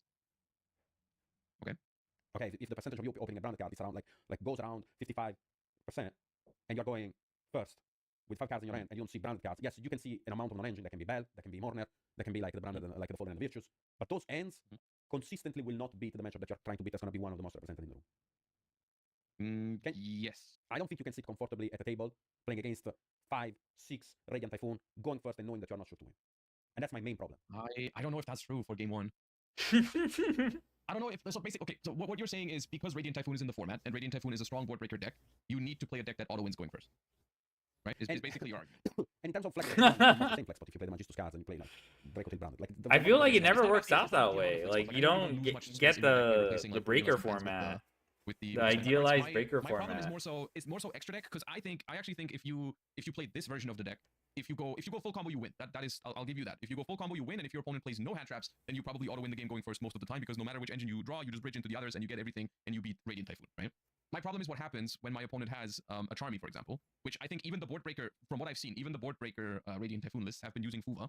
And when I am under Fuva with this deck, I Higher cannot going go for a full second. combo. It's not I play that nice video games. crazy. So Like the it chances that I actually can does throw, not like, put up that summon many Cartesia, activate bodies. effects, use 2 Draco Tails away, give I you a bigger realize card than like the chances that I can do that are much smaller. I So can't it's imagine much through more Draco awkward into Tail. duels because you draw like a Megistus card. Like if you a don't Draco hard draw card, maybe a Charmy MST because or you play something 5 like 6. that. So you're gonna have like those kind of constellations. Is your Like average okay, deck, you and have then spell you traps. or whatever, Those right? fucking And then cards you are get Fuwad when you dicks. start, because usually you don't start Rahu with those hands. You start. I feel like you have Draco to hard Tail draw because you don't really MST lock into fusions or yet. something. Then you get Fuwad. Then you have a Rahu in your hand that you might activate or might not activate depending. Higher on than the state, but 45. you can utilize Okay, your I mean full okay, if it's combo. like And from that point on, if you're lucky, you get into a grind game. And in that grind closer game, to you're 50, gonna I match can an extra okay, I card. can see that. But Okay. So, you did say that like the amount of Burgulas and Pan do not really change the way in which you play around Fuwalos, because the card that do actually change the way in which you play around Fuwalos are Lucias. do you ever Yeah, react? Yeah, we did. We did that those are earlier. the cards that you need to draw. In Well, order to no, I do think Urgulas and Pans help you play but around. only in Fuwad because- combination with Rahu. Or Yeah, it only was a in cool combination with FTK.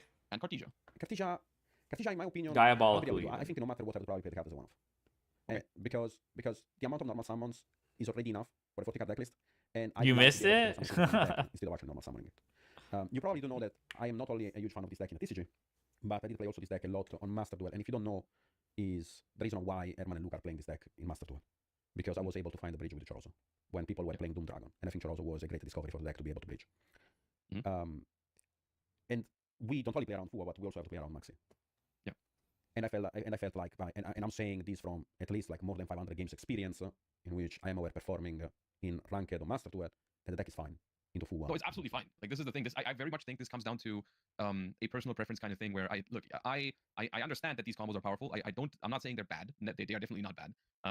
I prefer to have a from the start. I like to have a lower ceiling, but then I have a better grind game and I have a lower weakness to cards like Fuwalos. That's all I'm saying. And I think ultimately I can't tell you which is statistically better. Because I feel like it's close. Because every single time you don't get Fuwad, then this approach I think is probably stronger. But Fuwalos is in every single deck, and every time you go for it, I can make the same argument with the Radiant Typhoon from earlier, right? Like you're going to play 15 rounds, and in every single round, it is to be expected that your opponent has Charmies in the deck. And if you don't draw Ash Blossom, then you are always at the risk of Fuwa resolving. And then when you have very engine-heavy hands in this deck, you are very unlikely to be able to produce a really good half-board into a Mold Charmy. Because right now you're playing 9 Draco Tail names. Like you very often have 0 names in your hand, and you are forced to bridge into them with the Megistus one. And that requires a lot of Mold Charmy draws. Or Branded Fusion, right? Because like you could assume that Branded Fusion is also like the 13th reason. Right, but I think Branded Fusion, if that's all you have against Fuwa, I don't think it's that great. If it's all I have against Fua, I mean, you can go Branded Fusion, set K to activate K to add Lucius, normal summon Lucius, add 5 mana, activate 5 mana, set to trap, if you have another name in your hand. You need another Draco Tail in hand, and then you're still giving 2 draws, and you're not even playing Block. Sanctifier, right? So Not your in this Branded variant, Fusion. no. Not in Yes, this variant. that's one example, right? Like you're by putting, even if you don't even have Megistus cards in your hand in that scenario, you're making your Branded Fusion play worse because you don't have room in your extra deck for Sanctifier, which is a very valuable interruption if you get Fuwad. Okay, Right? then I can So just put in the games Sanctifier. where all of these combos I resolve, feel like, they're absolutely phenomenal. dude, But in the games where you like, don't resolve them, they might have negative impact on the other. Sanctifier feels pretty strong as a half board. I got to the point where I stopped like max seeing on Branded Fusion activation because they would just beeline for Sanctifier. I would just wait for Albion and then I'd just max see afterwards, just so they wouldn't commit to the stupid ass Sanctifier cards in your deck. Yeah. And I think that's just ultimately, from my point of view, a little bit of like a high risk, high reward kind of thing, which is not necessarily wrong. But it's not a playstyle that I personally prefer. Is where I'm getting at. Because I can't say that it's wrong. It definitely isn't wrong to do this. Would you consider this one of the just top tier don't prefer contenders? Would you consider this one of the top tier contenders right now? Yes, because I think Branded Draco Tail is a top tier contender, and I think this version is not necessarily better or worse. I think it's, if you play this properly, because this is harder than pure Branded Draco Tail in my opinion. If you know all the lines and if you execute all the lines perfectly into hand traps, then I think this deck is on par with Branded Draco Tail. Yes. I heard that you're gonna play against Pac in the next days. Is that true? I asked him to come on stream. Yeah. Good luck, man. You're gonna need it. No, he's gonna play this well. I know. You're When gonna need Pure it. You're Branded gonna was see the around? power. Yeah, I this is wish that before. Radiant Typhoon was actually. Yeah, I yeah, want to see yeah. that. I'm gonna wait I for could. it. Yeah, I could. It was I a need while Radiant ago. Typhoon. And talking about Radiant Typhoon, I think now we can shift a little bit to the conversation. Now I about just Typhoon. windmill song. I Yeah, think yeah. it's Now very you don't even have because to. there is a very You have interesting to character like. that not many people are They're talking making about. Sanctifier It's something that anyway, I really right? love as opponent. Like, And he's super if it's effective. Draco Tail. Okay. Wait, people are not talking about that? But yeah, I yeah. Before it think was they before. are Before. touching the like they are. I didn't see a lot of discussions about it. I know that it's Okay. a thing. Mm. People are talking about it, but I didn't see like a lot of content around the card, if that makes sense, on YouTube. Mhm. Did you do anything about the card? I didn't see that. If you did, I talked about it in my non-engine discussion that I uploaded today. But since I recorded that video, there was a couple other things that people brought up to me that I Yes. didn't know when we talked about it at first, like Yes. extra targets. yes, and that's why I want to touch upon on that because Super Poly was always viable because you could summon Secretarian. But now there is another card that you can summon, considering the fact that people are going to be on the Black Dragon. Would you like to tell me the card? If they Saint Azamina. Saint Azamina. What a godly card, Joshua. What a godly card. Pretty good card. When I did the combos Yeah, of this this is deck, something I would have rated Super Poly higher if I had heard of that target, but when I made my non-engine discussion. Ultimately, I think it only changes for very few decks because the package you need is pretty large for Super Poly if you want to play Saint Azamina. So Saint Azamina is like you need 2 level 6 or higher monsters, 1 fusion and 1 synchro. Mhm. So you can take like Ecclesia and the Black Dragon and like Secretarion or Arthalion or Gulamel, whatever they end on. And then it summons Ilia Sylvia from the extra deck, which is an Omni Negate. Yeah. And then you can also, if you want to spend another extra deck space, Yes. you contribute your opponent's monsters for the light Azamina, right? Azamina the big- Saint, I think it's the name. Let me double check. No, I think that one's just called Azamina. Like that is the entire name. Oh, It's that is just the entire Azamina. name. Okay. Yeah, So It's yeah. just Azamina. So it removes 4 body alone, and then if you commit anything, you can turn the Azamina and another monster into SP. Yes. So it is pretty strong. Dugubo's Fallen Um, Virtuos, you make but red Albion no effect. You do need. I mean, if you're playing Super. Oh Poly, yeah, you yeah, need, I've like, seen Garura, that. I've Blood seen that Dragon, in the and Secretarion, So that is YCS. at least 6 extra slots. I'm not sure about Which that, is okay. I think Fair enough. You know, I remember but I think KBJ it's hard would to enter YCS with ask. Super Poly in your main deck without Garura. I remember Because you're that not one only because playing specifically against, like, the KBJ meta decks would all day, right? ask You can definitely walk into something where you need Garura. I think. Ray. But it's fair. Yeah, against Radiant Typhoon, they He asked often- him a they couple often have times different why types. they Against do Radiant, they have Albion no different types. effect Fair enough. Maybe you don't during need that Garura, but YCS it's watch 5 slots, along. right? That's already something that, for example, Branded Draco Tail can't do that. No, you definitely cannot do that. Yes. So I mean, okay, the Secretarion you already have in your deck, so it's only 4, but it's really hard. So Radiant Typhoon can, if you're not playing Pot of Extravagance, I suppose you'd have to decide because I've seen some people play Pot of Extravagance, some people play Super Poly. I've not seen people do both because it's kind of annoying. If you draw Super Poly, Like I understand your love for the pot cards, but I don't. Yeah. I don't think. no, I haven't been playing Extravagance in my Radiant Typhoon Oh, list thank personally. So it's not, I'm not saying it's staple. It's just something to consider because people have been playing that card. Oh, okay. I mean, I guess. Yeah, I can see that. No, actually, I don't. But I will understand that. But okay. So I mean, I guess droplet in the deck. Like we're talking about droplet. We're talking about Super Poly. We're talking about like the 6 chummies, maybe a little bit less than 6, but I think 6 chummies, 5, 6 chummies. I think Charmies are solid in that deck. It's something that annoys me personally is that you can't really use them very well when you go first. I mean, I like which, Fuwa because it's Draco a Tail, for example. Draco Tail can do that well because you can just fuse them off. Yeah. In the Radiant Typhoon deck, it's more like, yeah, maybe you can send them for droplet or discard them for Super Poly. Yeah, so I can. And also, I think that deck sometimes you want non-engine that you can draw into with like Vision or Mandate, right? Yeah, that makes us absolutely. I mean, for sure the 3 Fuwa, I think those are mandatory to play. Like, Yes, the Fuwa I think is just like a somewhat of a requirement, but the Perulias in that deck, I've been citing them. In that Okay, deck. to be honest, I think it's very fair. I'm actually not against that take. I do believe that like the ceiling is quite lower, so you will need something to draw. So I do. Yeah, for I do pure like Radiant that. Typhoon, Yeah, yeah. for pure Radiant Typhoon. And like those cards, Super Poly, Droplet. I'm not sure like if you want to play any other Breaker or Entrap, but like there are something to talk about. One of them is Evilly, and then we have the solid Bell, Mourner, and stuff like that. So what are your thoughts on those? I've been struggling to fit enough like low impact hand traps, quote unquote, to make it worth. Like I've been feeling weird about drawing, let's say Mourner, right? Like I've tried Mourner in other decks, also in Draco Tail, Yeah. with like a couple of Charmies and Ash Blossom, and then Mourner, and often like it's just kind of likely that Mourner is your only hand trap. Yeah. Besides Charmies, like okay, you might resolve a Charmy, but then like okay, you have a Mourner in your hand, sick. Like what exactly are you hoping the Mourner is going to do? Mid combo, because that's gonna be mid combo after you charm them if they're actually. You might draw into it, right? Yeah. So the most realistic approach I found with it against, let's say, Draco Tail is I think Mourner is probably best early on like the Fallen of White or the Ecclesia. Well, not the Ecclesia, not the Fallen of White. Yeah. And just hope they don't have a way to fuse. Because I felt like if you let them do the Fallen of White, they get the Ecclesia, they make the Synchro, they get the Cartesia, they activate the Cartesia, they fuse Draco Tails away, they make Arthalion, then you Mourner. It does something, but I'm not sure if you're really winning in that position. Yeah, I don't think so. I agree with you. Right. So unless you have Fuwa active, but then you also don't need the Mourner, right? So it's kind of like whatever. So in Radiant Typhoon, I ran into the same problem. Like I just couldn't really fit enough of these cards so that they would really make sense. I feel like. Oh, so you're backing up my point when I was talking about Droplet. But you asked, like, but you said, but why don't play more Entrap?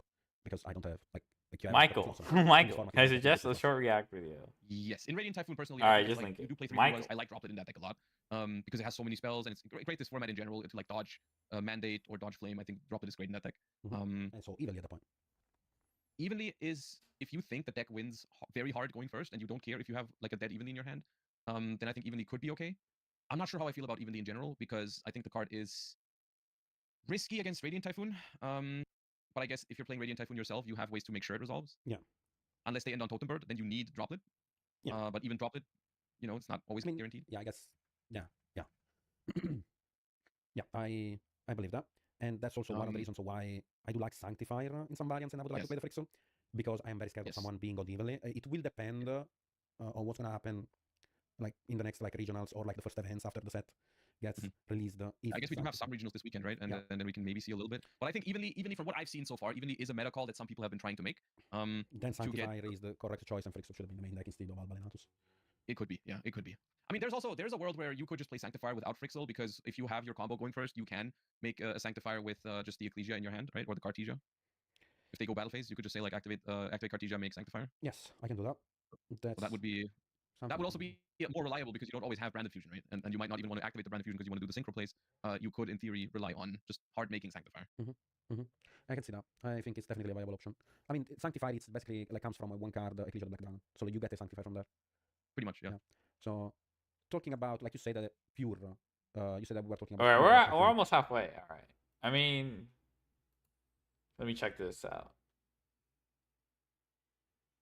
New broken combo must see. Okay. We can watch that. We can watch it after. New broken combo. We must see it. I have no choice. Right. There is also another card that it's going to be sided. Okay, we can watch it after. We're almost done. Fissure. Now, Fissure has been a very strong talking point recently of how the deck is going to win against like the Dracotail variants. And I need to find some option for Dracotail in order to beat Fissure. And one of them, I'm gonna give you a list of those, and then you tell me what you think about those. The first one is Pancratops. The second one, Spoon can keep the XYZ, but no, it's not like Spoon can keep the XYZ. Spoon can search Zoroa normal summon, keep XYZ in order to pop Fissure. But obviously they do weatherboard to make the Fissure. That's not only works if they play, yes, right? yes. If they play, it never works. Taking ice cream on I don't hate the Pancratops. Can Pancratops pop your own cards? No, I don't think so. I can double check right now just to make sure. No, I cannot pop your own cards. Okay, but like what I like about Pancratops, I guess, is that it covers the Dimensional Fissure, but it also works if they don't have it. It's still outs mandate, right? Yeah. Like worst case, it's that. I guess the only downside is if they have a way to put up the main deck Varurun. Exactly. The monster yeah, right? I mean that's the combo, right? Like they have it in the graveyard or on the field. Usually I saw it on the field. They probably have it, but like in that case, maybe you could say like Pancratops becomes really good if you pair it with a Charmy, right? Because then there's a chance that they don't full commit. Yeah, that right. So that's what okay. The biggest problem with the Charmies, I guess, is that they might just activate Dimensional Fissure and pass, and Pancratops can solve that problem. No. If they put a monster on the board, if they just pass with no monsters, then Pancratops does nothing, I guess. Right. That would be Fenrir, but Fenrir in my opinion is too slow. Fenrir will not work if you don't have a Charmy beforehand. Yeah. Especially not like if you have what Fenrir is still not enough. Yeah. While Pancratops, I feel like the card is enough on his own. Yeah, no, I could see Pancratops because I think Pancratops has applications. Like once again, it's solid in the matchup even if they don't have Fissure. And honestly, you will probably find other matchups where Pancratops is solid. Because it's just randomly good against whatever. Like you play into like Odeon or something, then they might be okay. I've been thinking about like Cosmic Cyclone. Cosmic Cyclone, that's interesting. Why? Because I think it's a very good card against Radiant Typhoon in general. Because you just activate like the theory behind it is you activate a spell, they chain MST, and then chain the trap to negate your spell, and then you chain Cosmic on the trap. And then if they don't want to lose the trap forever, they have to self MST it. So the Cosmic then trades with double MST and the trap. Yeah. Right? Yeah. And the only problem is against Dimensional Fissure, they don't care about your spells, right? They don't do anything to them. Right? They just say like, yeah, okay, resolve your Rahu. Yeah. I can see So that. if they have the full board plus Dimensional Fissure, I guess that sucks because then you could just hold on to their negate, right? For if you're trying to like Cosmic Cyclone technically outs the D-Fissure, but they just hold their negate for that is what he's trying to get at, right? Maintenance, yeah, it's maintenance time. I like that. So if you're playing 5 versus I don't know if I'll I do think any Pancratops pulls could for be a maintenance because you or have more like chances check to out win it, Master and it's Duel more or likely that they anything don't like go for the that. full We'll game and see. make it work. And now on the last pawn, about the side deck in terms of Radiant Typhoon, because we did talk about like some options in the main deck, right? Except that kind of that's actually a very interesting Before consideration moving on, though. have your thoughts It about kind of the sucks that it other got option? shut down by I'm a big fan of the card, D-Fissure. but I'm not sure if I would play it. We actually play it?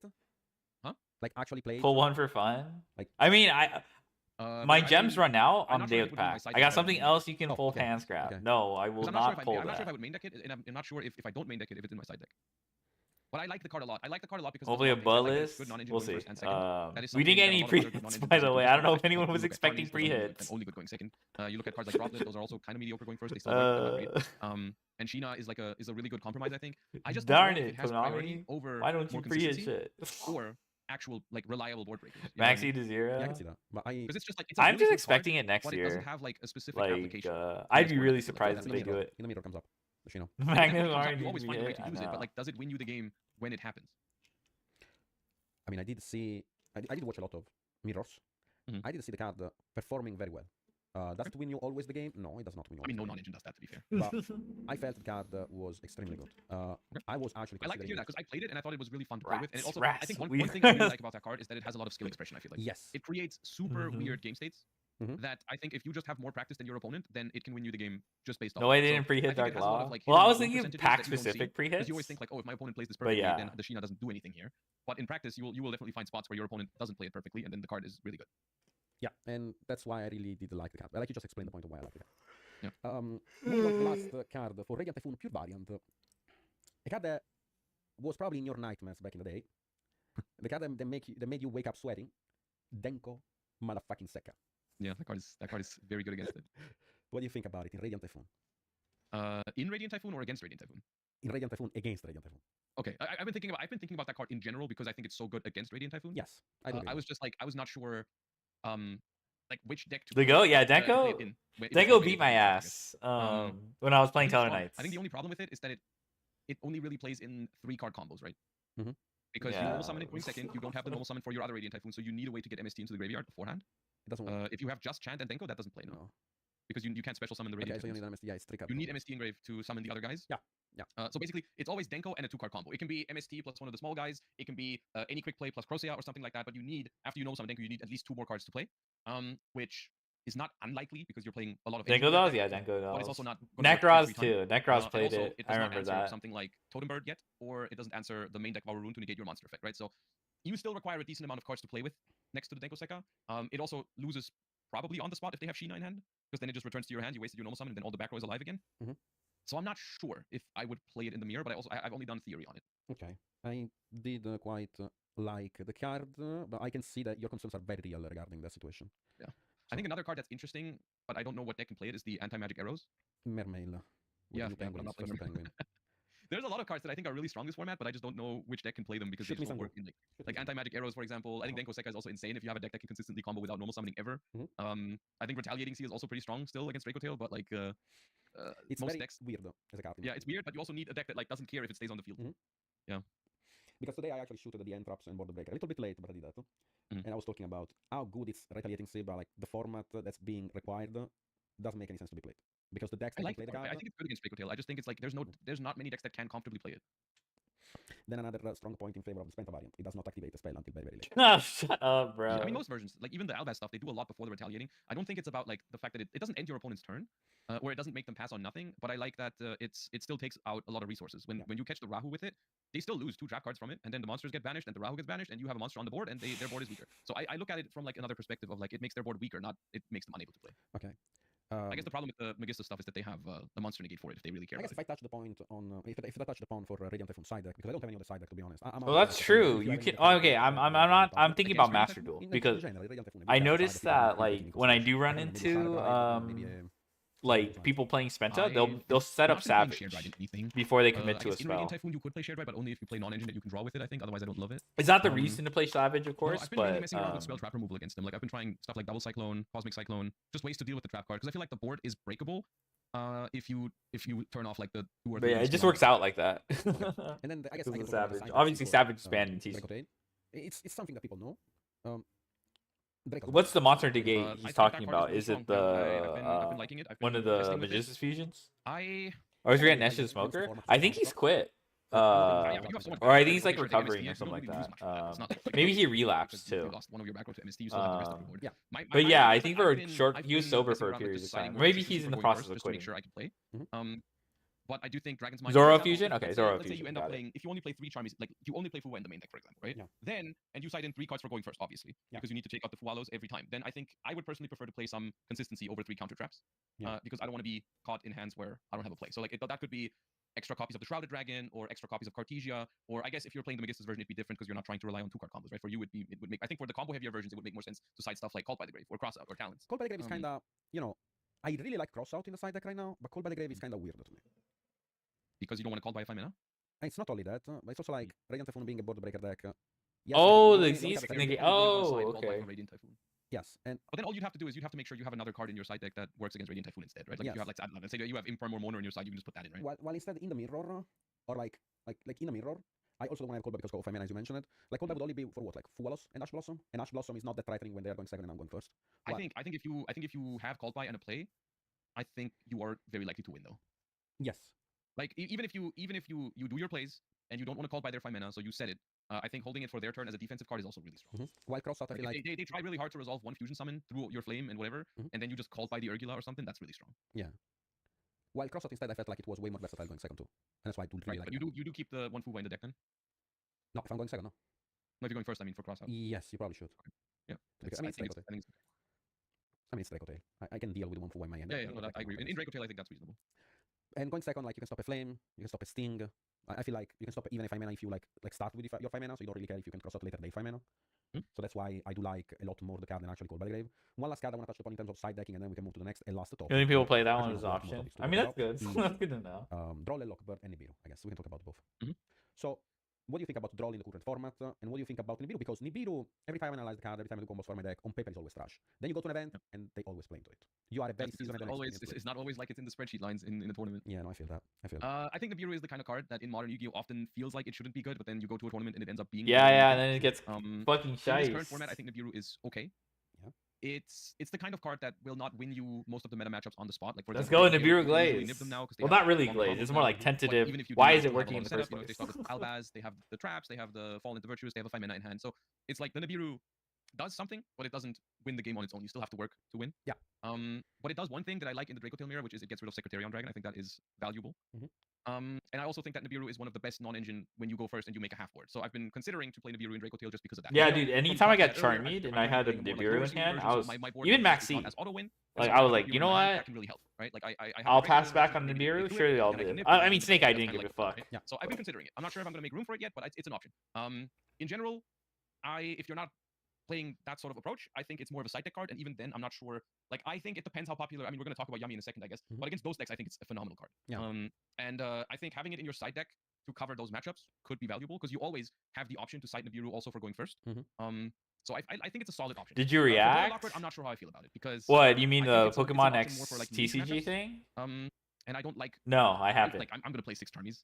And I don't We're really listening love to carrying two those unks Charmies. I've done it debate before about Draco because it was Tail. necessary. Like, for They're example, not really debating. They're Rise Heal just Leaf like. Tsurugi. There was like no other option. Like, of course, you played Fuwa, Purulia, and Droll because those were pretty much the only win conditions going second. Yeah. Right now, I don't really. Also see a deck in the yours? format that you Oh, have I to go didn't in, even look at that yet. which No, makes I me not didn't. playable Okay. If I'm playing Charmies, personally. And I do agree on you in the main. Someone Like, suggested Droll another is thing might not be before that good, but I felt that it stuff, personally so against Radiant Typhoon. If we'll I have play Droll, to it's mostly an auto win. get through that as well. Going first, yes, absolutely. Oh yeah, for sure. And then going second. Nesh is it Unk? does not He's always pretty work. old, I Sometimes, think. like, there are combinations of Megala Chant. in which Actually, Chant no. main phase, for example, Hmm. and Droll goes crazy in those scenarios. No, I think Or, he's like, kind of they start young. with the Swen. Like, and that's Yes. why, and that's what makes me wonder. Maybe it's if just the the card fact that he actually smokes makes better me like than think he's people young. think. But I'm actually theorizing over it. All I good, all sometimes good. against Radiant Typhoon in my testing, and it was good when I draw it. It's interesting. Not Like, always okay, good, but, like, as most someone of the who's time. like Like, I would say that partially sometimes was like genuinely played really bad. Draco Tail, And if you tested the match, It if you is tested Radiant helpful. Typhoon, do you Like- feel like your deck can always play in the draw phase, or like most? it's like a crash course better in for what them, like most people are of the ranks thinking do need to about. play in the main phase in I mean, this order is to outdated It can definitely not because always work. the 300 There's definitely YTS hands where you need YCS to already do, happened, a Swen or a Eldam. and we already know that anything. this And if Spenta you Glaze don't did draw not Crocea, get borne then you have out, to make a but search for it. Mhm. And, it's still that search interesting to go back. has to be in the main phase. Okay, so Because that's you cannot, the chant, which is a quick play, that one you can activate in draw phase, but you can't search Crocea with that. 'cause Draco it's Tail If you're Larver. searching Crocea, you have to search it in the main phase. The alternative, if Oh you my chant, is to search Megala God. and then summon Megala in main phase first action, and then activate a quick play spell to then trigger Megala, but that quick play spell also likely searches, right? So you would still play into draw.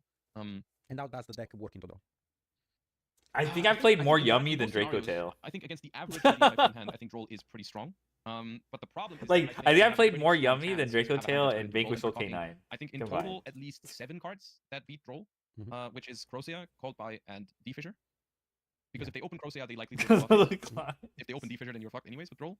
And if they open Called By, I guess it doesn't matter which hand trap it is. Would But you defeat On my Fisher? main account Would you defeat too. Fisher? Because On I my- saw- I mean, I'm not. Because I played testing Yummy it, with but it was I like play Yummy in all the maybe events there where was- they're there was banned people too. that were playing Radiant Typhoon, maybe for experience, maybe because they didn't know the lines like perfectly, but they did not activate Fisher recently. I personally. But yeah, don't the see a climb reason too. The not to climb. do that. Okay. Because The I climb- think Droll and Lockbird is like a we'll count the relatively climbs popular too. side deck card still. Okay. Like, okay, you might get lucky and your opponent activates the D-Fissure at the end of the main phase, but then the point still stands. Like, okay, you drolled them, but they activated Fissure. Like, are you winning the game? Probably not, No, right? probably not. Like, okay, you resolved your droll, congratulations, but there's a D-Fissure. So, Yeah, I can so see it's like it's a card that you side in. You hope it's good, but then there still is a lot of outs to it. It doesn't even auto-win you the game because they might have good answers to it. And then you're also siding a card that has anti-synergies with the other, I think, best card in your deck against the matchup, which is Purulia. Okay, so you think that Purulia is better than Rod against Radiant Typhoon? We're playing more because the bottom. What? We can touch the last one. I mean, the last two pawns, I guess. The last two pawns, again, we're talking about Radiant Typhoon Pure. Now, let's mix it with some spice. You probably saw the insane amount of posts of Trifunovsky. I mean, My body's like, gonna. they probably like came in your feeds because like the dude has been posting a lot about his variants, like Radiant Typhoon, 3 Brigade, blah blah blah. Yeah, I know. Yeah. Like, the way it plays. They'll use it to display cards they're talking about too. They very much The fit my playstyle or my idea of what a deck, what makes it. that good, so I don't center really looking go over them, card but I see in their the power middle. once again. But I don't. One of the main things that bothers me is when I'm looking at it from the perspective of pure Radiant Typhoon.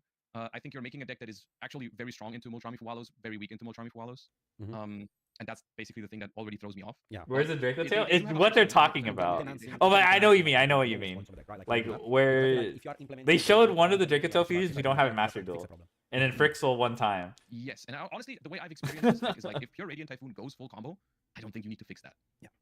I think the deck makes a very strong board. Like, yes, you still have to play a little bit, but realistically, if you resolve all that, if you have 2 or 3 MSTs, you have the trap, you have your links, you have maybe a totem bird, maybe some of your level 9s in rotation, you have a Crocia in your grave, and you have the new quick play spell set that revives it on your opponent's turn, because that's usually how I try to play it. Is like I try to activate that, chain MST to reset it, and then that's when I do Crocia chain link 1, Elation chain link 2 in the graveyard to reset, and then on the opponent's turn I have the quick play spell to revive the Crocia. I think that board wins most of the time. I do personally agree with you. So, talking about for the people that don't know about what they do, they go sprint, send the spring guns kit, they send the brigade kit, send the spring guns kit, reborn kit, and from there they can actually like bridge into several. They can bridge basically from there like into Yummy. I think it was into Yummy, right? Because I did see the combo. I don't exactly remember like all the steps of the combo. I don't know that like the key points are sprint and the kit effect. There's multiple ways to do it. You can bridge into Yami if you want to, but you can also bridge into Tri Brigade with the Tri Brigade Link monster, the Mauser. Yes. That I think needs Beast Warriors or Beast or like the Tri types. And that means the Radiant Typhoons can make it if you're not locked into Wind yet, so you have to do it before you resolve Crocia.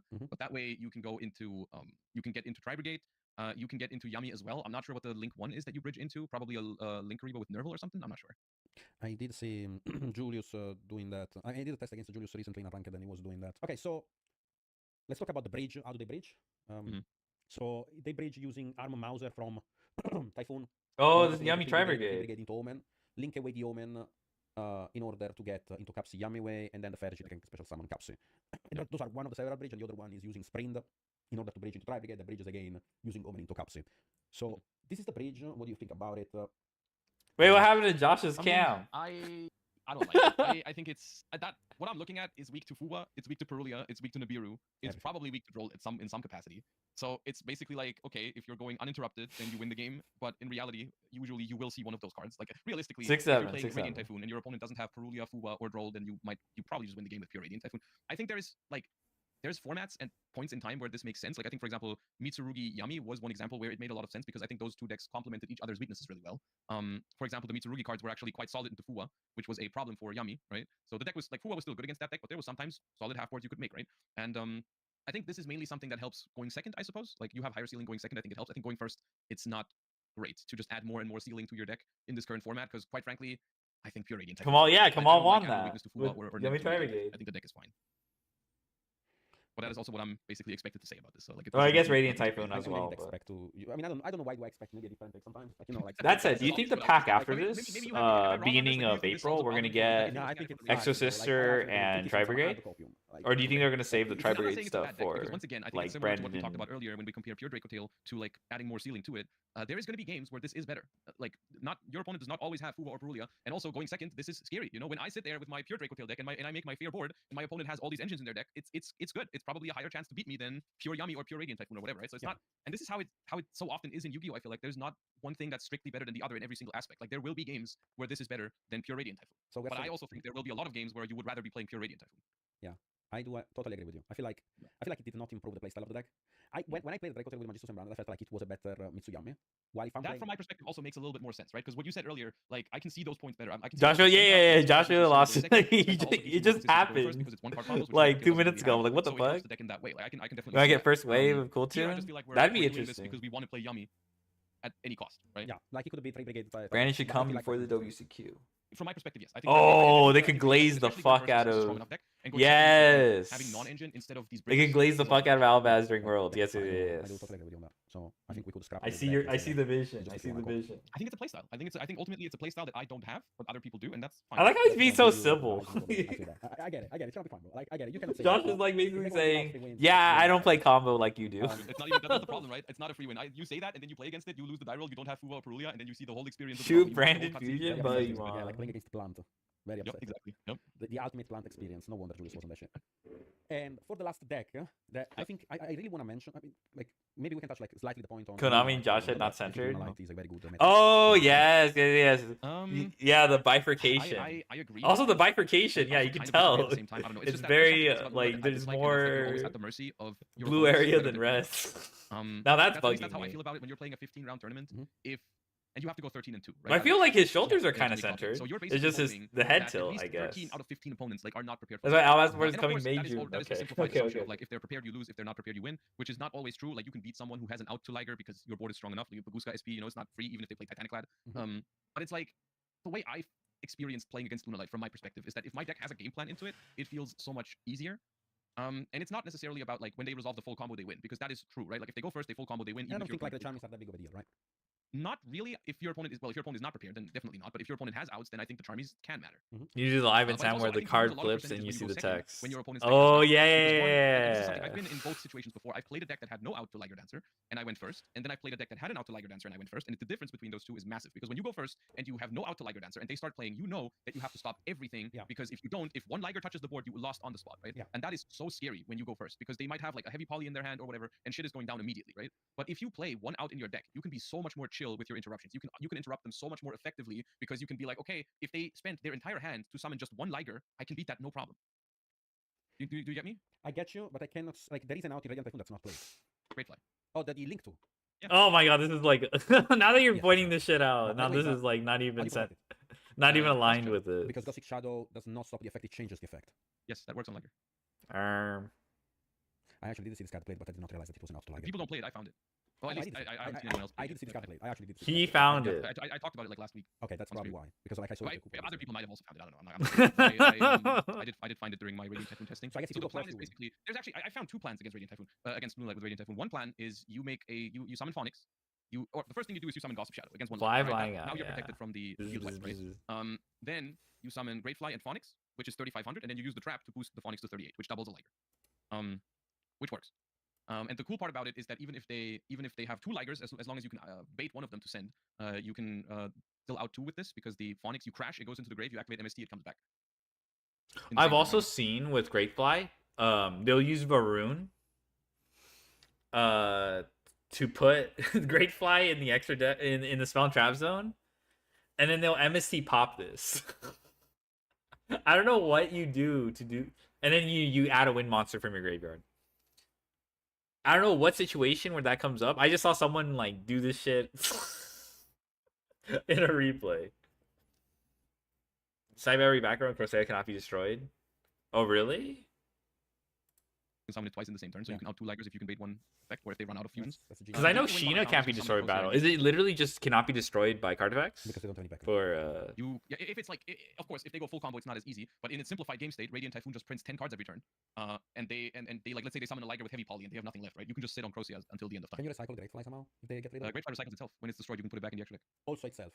Yes. Ah, If it's destroyed by battle or card effect, it puts a wind back into I your- love it. I love it. Yeah. I love. I mean, I went for for a more the complicated. battle or Yeah, so I think this is very oh efficient because you play Gossip Shadow, which is yeah, power yeah, five, yeah, and yeah. then it's I mean, one I've seen and honestly, Great people Fly is not like. even that bad of a card. I'm gonna It mention doesn't work KVJ against again, it. but when he was watching, actually when he really was like- I playing, really I'm pretty like sure that Yeah, happened to.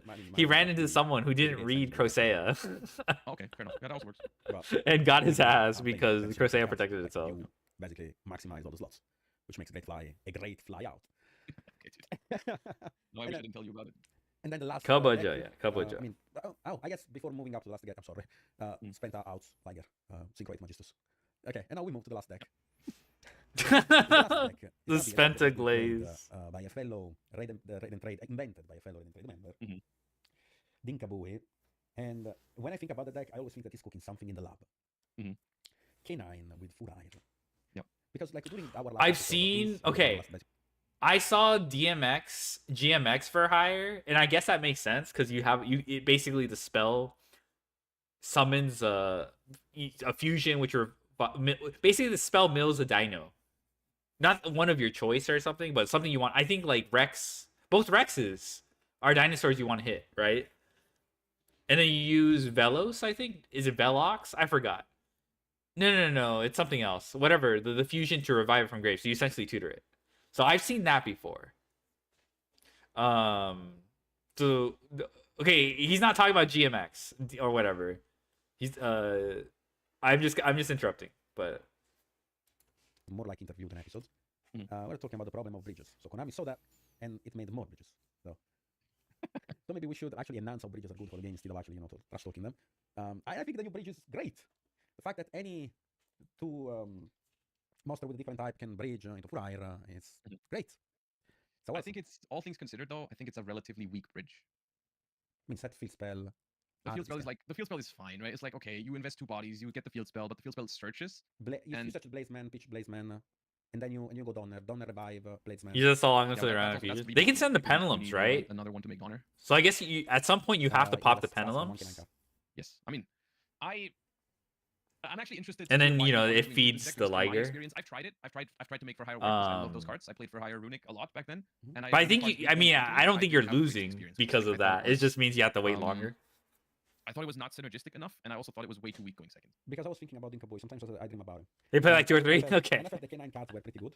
Mhm. They are fair still enough, fair pretty good, enough. And Yeah, I'm assuming it's one Roy. wolf, I mean, I can one do light, like, one another tiger. Roy. Yes, I like Izuna. Yeah. Okay, but not every deck can play Zuna. Actually, no deck can play Zuna except for actually like Vanquish Soul and the Furire package. And I felt like Furire was better than Vanquish Soul, if that makes sense. I mean, in my experience, I think going first, that might be true. I think going second, this deck, my experience with this deck is that it was so weak to removal because you need so many bodies on the board to make anything work. And I felt like it was such a hard time when you have to contest with, like, I feel like the decks right now just have Oh, a that's lot true. of Yeah, experience. You We're shuffle back talking, 3, draw Fallen 1. at the Verge is Yeah, you're every right. deck. Yeah, you We're shuffle talking back 3, draw Arthalion 1. bounces, Pan pops, Gula pops, Horn bounce. I felt like it was so hard to stick bodies on the board. Even Donner, right? Like Donner needs to be on the board and then activate its ignition effect. Like they can hold removal so long for those kind of cards, and it was so hard. Like the only way the for hire cards can beat removal is if you play a lot of for hire cards because they are all 2-card combos, right? And then like sure, if you have the new Rex, the level 5 with another for hire, that's a great way to extend. But the more for hire cards you play, the less space you have for non-engine or K9 cards, and then the K9 cards don't have the greatest synergy with the for hire cards, except for the fact that like the Rex is level 5, but the Rex also doesn't do anything on the field. You want it in your hand, so summoning it with Jokul doesn't really help you much, I feel like. I guess against the Champions, right? Like because it's a combo deck, but it's a combo deck that beats Champions. Yes, going first, I love it. Going first, I think Rex is awesome. I thought it was a really strong deck going first, but then that's where I reached the problem. I was like, okay, if I like most decks that I'm playing are good going first. Yeah. Like I'm playing like Radiant Typhoon, Draco Tail, whatever. Like most of the time going first, I'm fine. But going second is where my problems start. And then I'm just drawing like a couple of for hire cards, a couple of K9 cards, and if my opponent has removal, then I just can't go through it. So for the people, the bridge is basically like using like going Noroi get into like the Jokul, Jokul get into Lantern, use the 2 in order to make the new Link 2 set, the field spell activate, field spell add the blade, discard the blade, and then you can make Donner using the Lantern. I mean, I guess no, I'm wrong because you should make Reaper before, right? Yeah, you skip Ripper somewhere, but it still works. Like you go Noroi, summon another one, that searches you case, or like I guess you play 2 Lantern maybe. Like let's say you go Noroi, summon Lantern, search case, make Izuna, search Jokul, activate case for Lantern, then Lantern bring back one from the grave, then you can make the Link 2. The Link 2 can search the field spell searches beat, you discard beat, and so on. Yeah.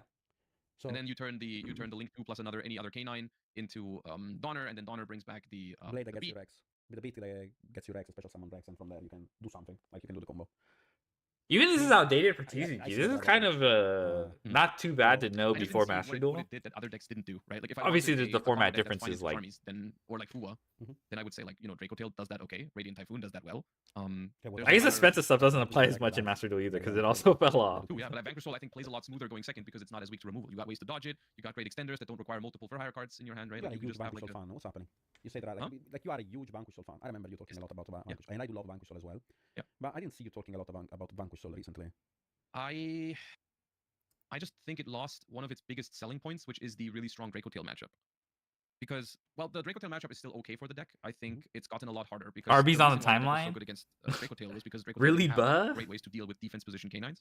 So you could really easily, like when I played the deck at YCS Bologna, it was really easy to win against Draco Tail going second because all you had to do was like summon Jokul in defense with another level 5, and that was a lot of pressure on the board already that basically forced them to go Arthalion bounce them back. because otherwise you just go through the board like it's nothing, right? And also Izuna was a really, really strong card against Draco Tail in Bologna format, and both of those things are still kind of true, but there's a couple of problems now. Like problem number one, Jokel is at 1, so you don't always have it. You have to use a spell to get it, and that doesn't work because they have flame. So you activate chaotic elements or you activate case, they flame it. You might still have a play, but you definitely likely don't have Jokel. Yeah, I don't like also spells in the deck. Like the more spell you add, the worse I feel like the deck. Exactly, yes. The more spells you play, the worse it becomes into Draco Tail. The other problem is the Draco Tail board is not as simple anymore on average, right? Like if they draw Albaz or Magister stuff, and if they do that, then you can no longer simply expect to beat it with like Izuna or Jokel plays because they have Fallen into Virtuous that pops your Jokel, and then you haven't achieved anything yet, right? Like let's say you go Jokel special Jiaolong, they pop the Jokel. Where do you go from there? Right? You don't have anything yet. Yeah. And all that did was it traded with you invested 2 cards from your hand to trade with a quick play spell that they got for free. Yeah. So there's still all the traps, there's still 5 mana, there's still Bruh. Duel, whatever else there might be on their board. You haven't done anything about any of that, right? And the all the Izuna plays with the untargetable Valon or whatever, because of the Lupus, they now have better ways to out that because they can just go summon Albaz with Ecclesia and the Dark Dragon. If they play the OG Albaz, they just fuse it away. Mhm. And then yes, you get the pop from the Valon, but they also have a Mirror Jade. Yeah. Now, so And like you cannot auto Mirror Jade, like you actually lose on this Mirror Jade. it's just not as easy anymore. So you lose your quote unquote best matchup. I think it's not as favored anymore. It's not. I mean, it might still be slightly favored if you test it enough. I tried it a little bit and it was fine. Like Microsoft does okay into Draco Tail, but it is nowhere near. Like it was like we were talking like 65-70% beforehand. Yeah. And that was a really good advantage to have when Draco Tail was one of the most played decks in the last format. It was really good statistically. Like my experience at YCS Bologna was I played against 5 or 6 Draco Tails and I beat them all in Swiss. Dude, when I So, play like, Vanquishal it was a versus really Draco good booster Tail which made me get to now, top 8 because instead of like having to go I 7 and still 2, think it's if you favored. Like subtract all the Draco Tails from that, I had to go 7 and 2 in 9 rounds because I had 6 Draco you Tails. can So cheese people with that's now not Lupus there anymore. So I untargetable. like the deck. I think it's solid, but not as crazy anymore. But as it the was before. fucking non-engine But is it's so solid, and I annoying to like it way more than beat. before on paper. Like the deck is cool. Like now. if It's they way more loop of a variation. Ash more than once, or like which is what you were they have asking, like, Nibiru Yes, when no, you're trying to on push. paper, I prefer the deck. I think it is a cool Like deck. all the Unfortunately, like you can the beat reality that I Horn sometimes have to accept and in Yu-Gi-Oh is that you more know balanced and healthier is not always the better traps. when you go to a tournament. You know, I see that. it's not that difficult to deal with the traps, but it's just like I think we had a very all long that session. stuff combined. It's just like damn. Extremely long, but I love Draco it. Tail got hands. Thank I you. appreciate you for having me on. It's always good to talk about the game. It was a fun time. I mean, I'm not far. You can talk about the game with me. Okay. That used to be. I say that. Sorry, Nadir. But I really appreciate it, and I think that other people will appreciate it as well because having those kind of discussion is healthy for the game. Is Yeah, healthy when for the Mandate of environment, Heaven all asked the- hand. Oh, all the okay. things related to which might change or might not change what's gonna happen in the future. Because I do think that they keep an eye on us. Like they don't say it, but I do really think they keep an eye on us. And this kind of content, I do like to believe. I that guess they they're the deserve it. goat. Oh, you can only hope, right? I only hope. 39. Yeah. 39. Utopia. You feel me? Okay. Thank you. I appreciate it. And guys, remember to follow Joshua Schmidt. I mean, you're probably already following him, but remember to follow Joshua Schmidt. Remember to ring a bell on my channel if you want to see other content like this. I wish you guys a wonderful day, and I'll see you guys next time. Bye bye. That was really yeah, that was very nerdy. in a good way. It wasn't like all right. You wanted me to watch the math proves shut up. The math proves Golden Bamboo Sword doesn't work until now. All right. Okay. Ugh. Bamboo swords going in the graveyard, and Hey, what do Don, I how's it want them going? to be now? Let's get the golden bamboo sword, and we milled ourselves now 10 cards in the thing. Let's even mill a second Oh, card okay. here. I can see that this card is good. The Dracea, this card's really good. Okay, I see that's how. Okay, if this is the way we're gonna hype up Golden Bamboo Sword, at least this card is not like. Look how much we thinned our deck by 11 cards. So now we're just gonna get pure value. Well, mathematician say I have a broken. Okay, but I don't know about going second. All right, well, I don't know if he's gonna answer that. I'm gonna show you that involves this gold bamboo sword, baby. This engine's like raw fish. It's not good on its own, but if you cook it with the right stuff, it ends up being phenomenal. Now, this is a pot of greed engine. It allows you to draw 2 cards if and only if you control a bamboo sword equip spell. Bro Now, has there's never a had couple of these that lie out in the sashimi. format, What is bro and talking it's about? really hard to kind of get the 2 card combo to go until I found this crazy engine that goes with it that can pretty much guarantee getting it out. But first, how did I even like come across this thing? Well, I was going into the fishing. I was fishing really into the deep ocean of different tacks and cards, right? And I came across this guy that was using Sky Strikers, that was using this bamboo engine. Again, he was in raiding Duel, so let's give it up to, and then I showed her my Panini, and then I showed her my Panini. Thank you so much for this help here. I was looking out across on these decks, more on this deck later, and I saw that it was using the bamboo engine. I kind of took an interest to it, because the bamboo engine is very, very unique here. What I really like about this is really the power of that original bamboo. Tier 0 combo? Yes, Tier 0. Kind of find that golden bamboo sword. Real quick, just for those of you that don't know what these cards do, original bamboo sword has a lot of weird effects up here that it doesn't really matter. All you need to know is that if this card's equipped to something, you can send this equipped card to the graveyard and put a bamboo equip spell from your deck to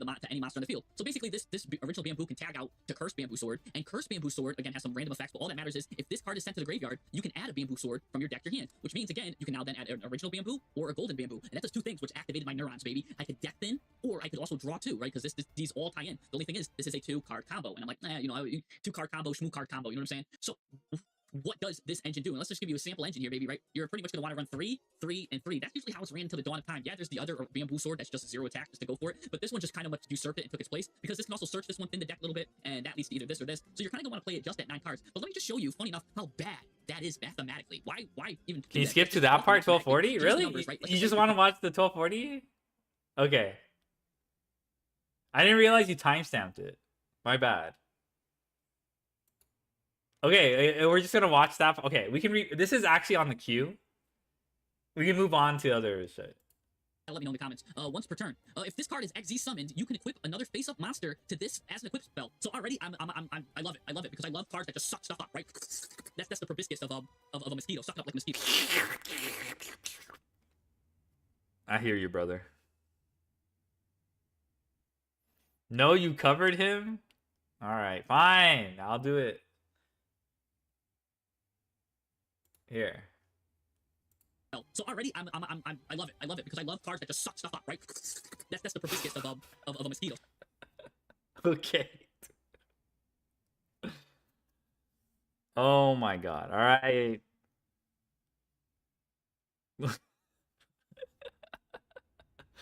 The hand motions were not necessary.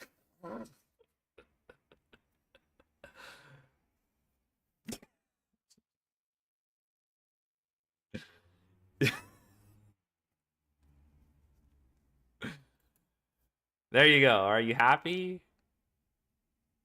Okay. We can do...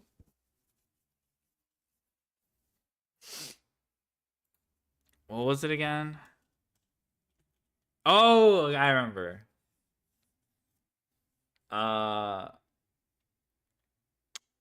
Okay. Let's do Oshi Tasku. Okay, we can do the Tasku mogging. All right, Tasku. We can do that, and then I'll do the Tasku Samurai. It's Suraimu. Okay, BSK9. All right.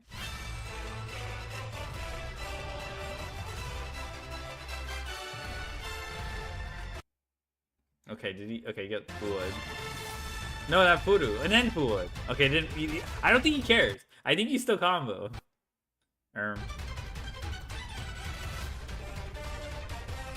This deck is dumb as fuck.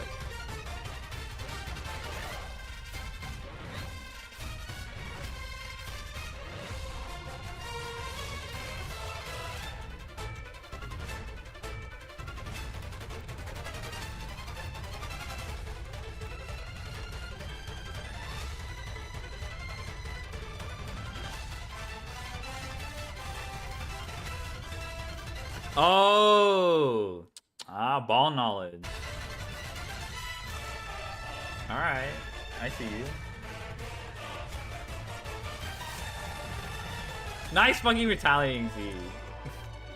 Retaliating going first is crazy.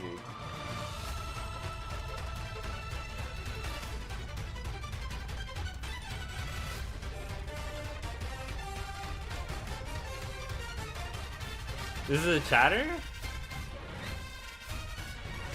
This guy?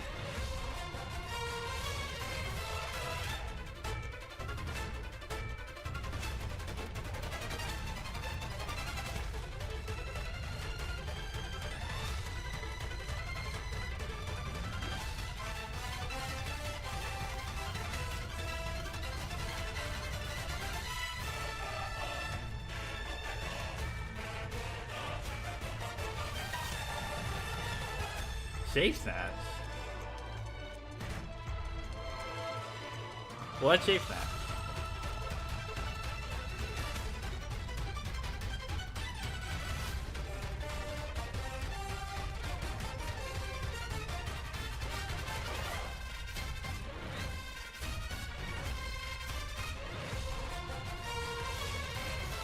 Yummy Azumina, or...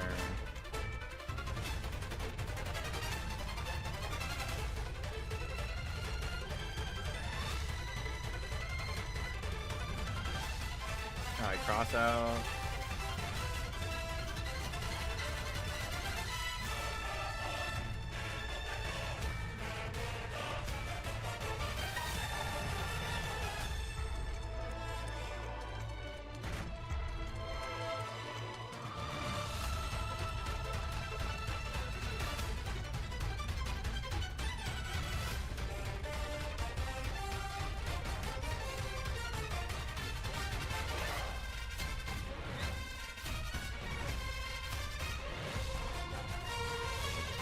I'm waiting for the shoe to drop.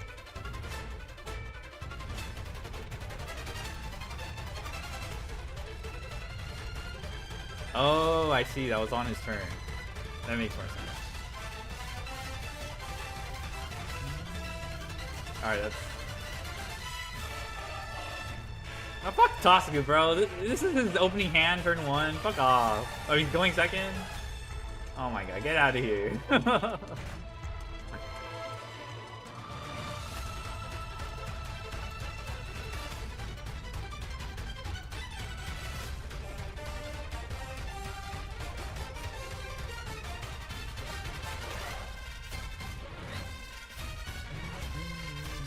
Oh my god.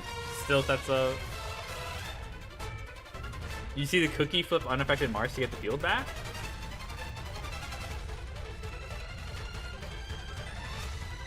Cookie flip unaffected Mars to get the field back?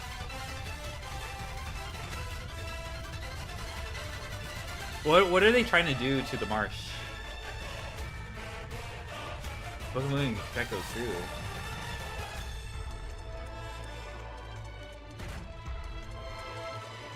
No, I didn't see that.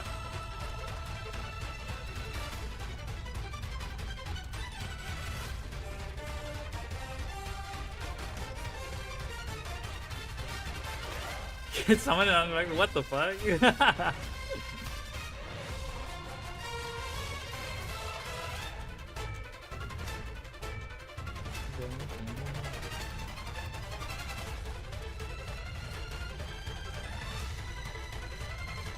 I don't know. Okay, he opens Maxi. That's a pretty good. I mean, it's not ideal. Okay, was that 3? Yeah, that was 3 names.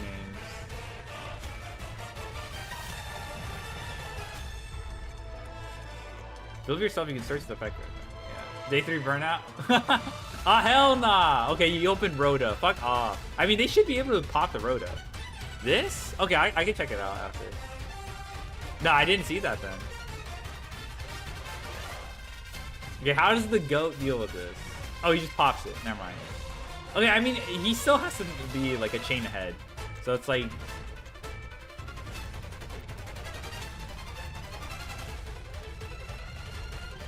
I wouldn't say he was like lucky or something.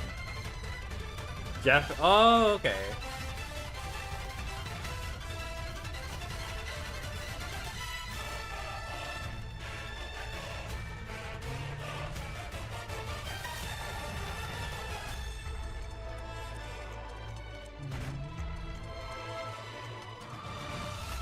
He's gonna pop horn, right?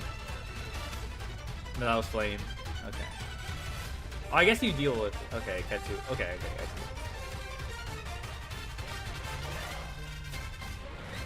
see. Ahead, he's always ahead, yes. And see that in his list? Oh, yeah. Was it? maybe I just paid attention to the retaliating C's. Is this Tosuke being very hungry? Yeah, I'm gonna be honest. There's some like crazy ass hands.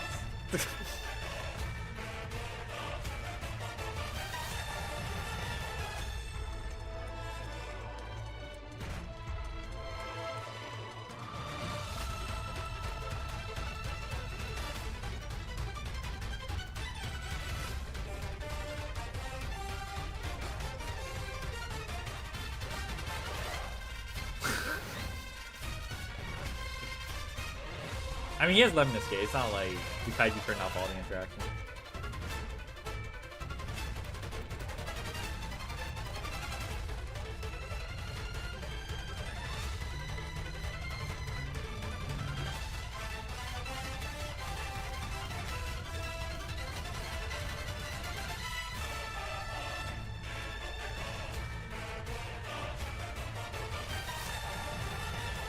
Okay. What the fuck is this hand, bro?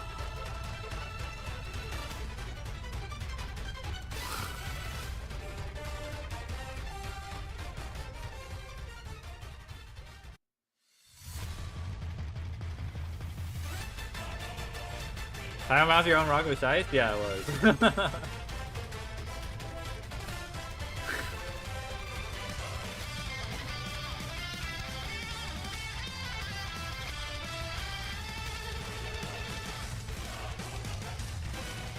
Fire dark blue? Yeah, what the hell?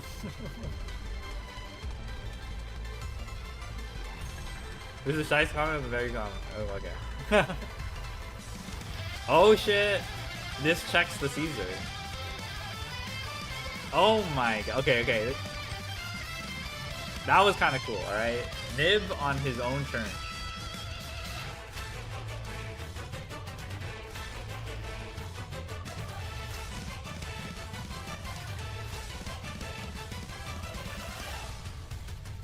Bro. Bruh.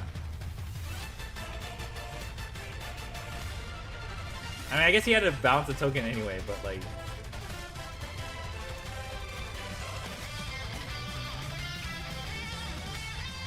Alright, Maxi's back. I don't think he's gonna... I don't think,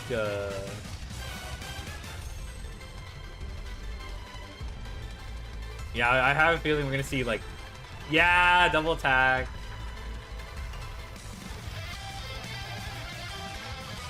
Yeah, alright. Jack's double damage. 3 attack.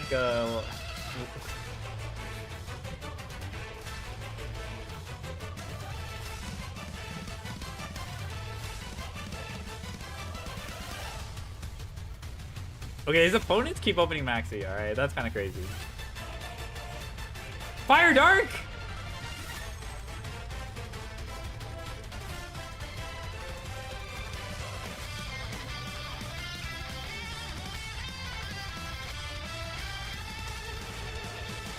Oh my god, it's Orcus. Okay.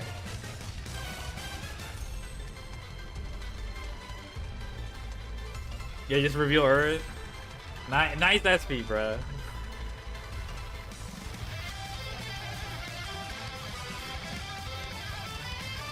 Dude, the Caesar coming back is... He's gonna, like, force out...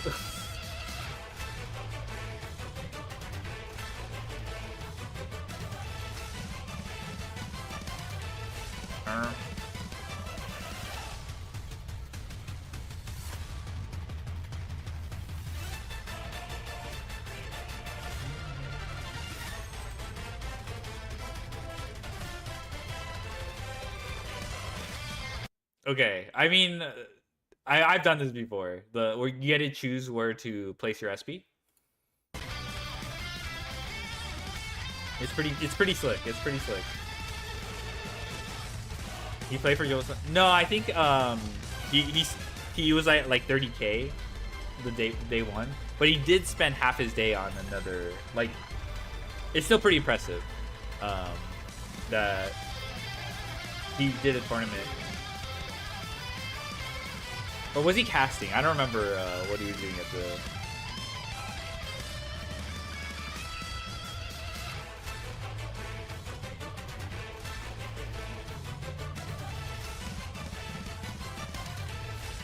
Yeah, half of day 3. That is, like, doing it at the last minute is, like, really crazy.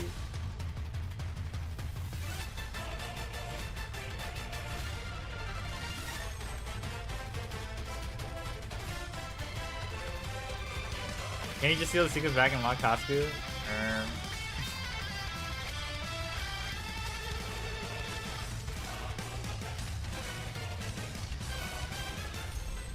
Alright. Open Caesar. That's pretty strong. Caesar all... okay, it's not all attributes. I lied.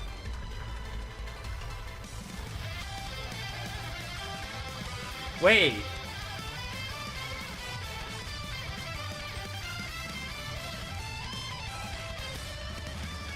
Did he need to do that?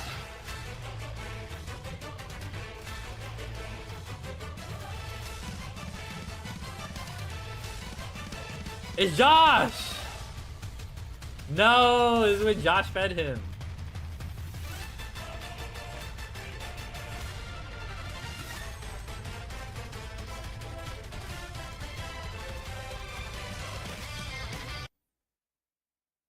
Yeah, there's no kaiju in his list.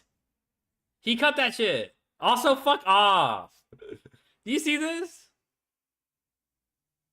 This is why G lost. This is why G lost, bro. Someone take these privileges. Yeah. Also, yeah, he was missing the kaiju. I would have. When are we pulling? Good question.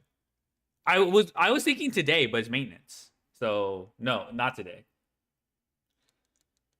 The goat is the goat. You give it to the back door. Oh my god. Yeah, so he didn't have the kaiju. Okay, so no one was crazy. He just had the kaiju. Tomorrow. I'll think about it. Alright, what's the Shice comment?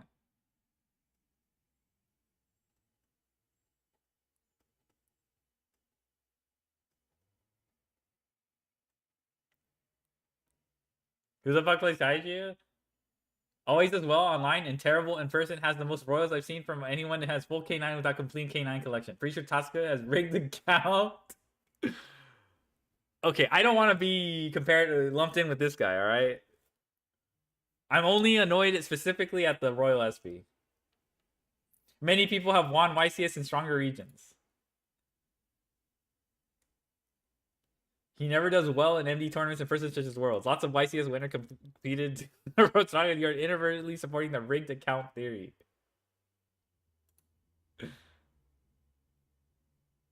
Still haven't clear insane luck needed to top as much as he does. Even the best players going except Tosca. Raise account JP always does. Okay. Alright. Alright. I heard them preferring to have a double like Googie on them. Yeah, the mind shuffle or some shit. So he's not fatigued.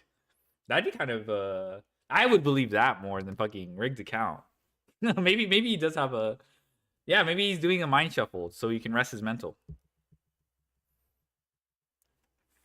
The only thing I'm leaning to rigged account is this fucking SP, alright? This part 2 of Konami giving Japanese players better hands. I can't help but feel a little bad for that one guy. Bro, Josh is getting a lot of mileage out of that Wojak, by the way. Okay. I'm his clone? Thank you, Sun Sunju. Now teach me how to get a Royal SP. Oh, fuck. What was that guy's name? He's searching the kaiju there. What was the guy's name? The collab guy? The VR collab. What was his name? The draw 20k easy. Fuck.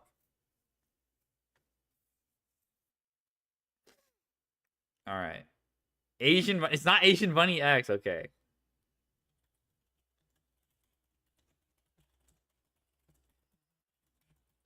All right. Damn it. Okay, I can't find it. Who are we talking about? I know where to find it. It was a request. Oh, hold on. Actually, hold on. I got distracted. Balance should be out? I think so. Well, I mean, I wouldn't be surprised.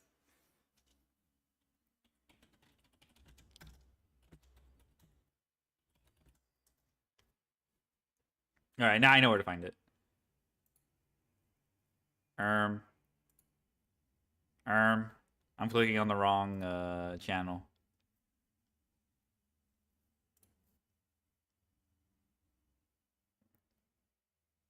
Oh, they hit something relevant? I would be fine with Orange Light because I don't expect anything crazy. Maybe after the month after.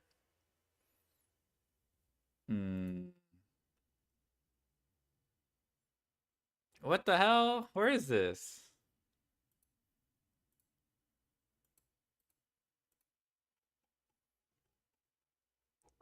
Oh, I found it. Okay. All right. This was a special request.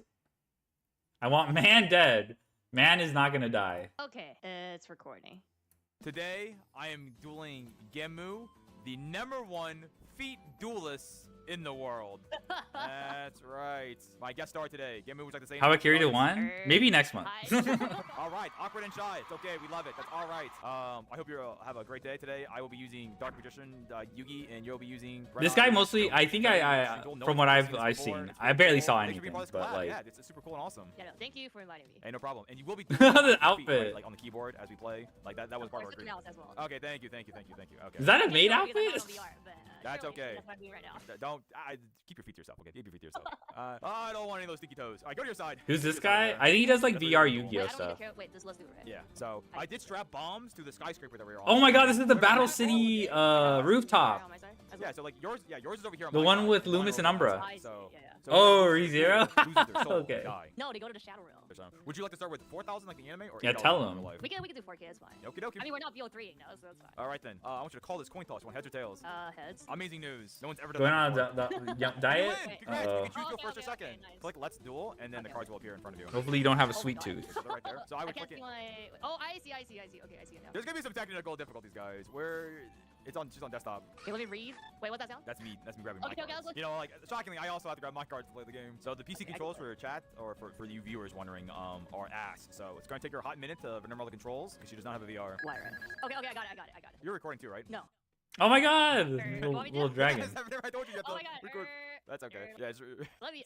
this video so scuffed. This video so scuffed. Okay. And then I have a model that's chibi and it's like my feet with the car. Are you fine with that? So it's like small, not big. That's fine. That's what you want. Yeah. I think it'd be kind of funny. Yeah, I think it'd be kind of funny. Yeah. It's like tiny. It's like a chibi one. Okay, it's recording. Where technical difficulties are over, so remember to now press the record button so we can now actually begin. Yes. Okay. Sorry. All good. Sorry, not baby dragon. Wait, Red eyes, oh, baby wait, dragon. okay. Oh, you drew a Oh card. That's fuck! okay. To be honest, I don't think so. I don't think the VR. On top of your deck and just I think shuffle. this is. I do I think this is keyboard. Yeah, this is the keyboard. I don't think.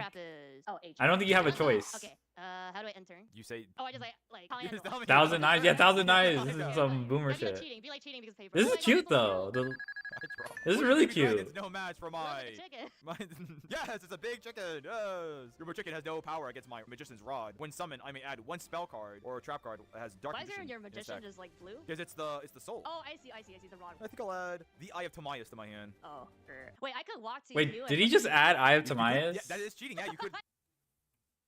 Did he just add? Close to my hand. Can we replay Wait, I that? could walk to you and look at your hand, right? You could. Yeah, that is cheating. Yeah, you could just like. Is it no, Roblox? you could- Oh, it probably is. huh? Go around the table and look at your opponent's hand. Yeah. No cheating. Okay. I'm gonna attack your monster now. That was illegal. Yeah, he added. Eye of Timaeus is like. Okay, and send it to There you. was a time. Okay, Jesse. I think he was talking about Dark Magician or something. I don't know. He was talking about something unrelated, and then the chatter was like, one guying him super crazy. Oh, it's DMVR. Okay. My bad. Misinfo. There was a guy that one guyed him super crazy. Basically, I think Jesse was talking about Shining Sark and then Dark Magician of Destruction or whatever. You know, the new fusion.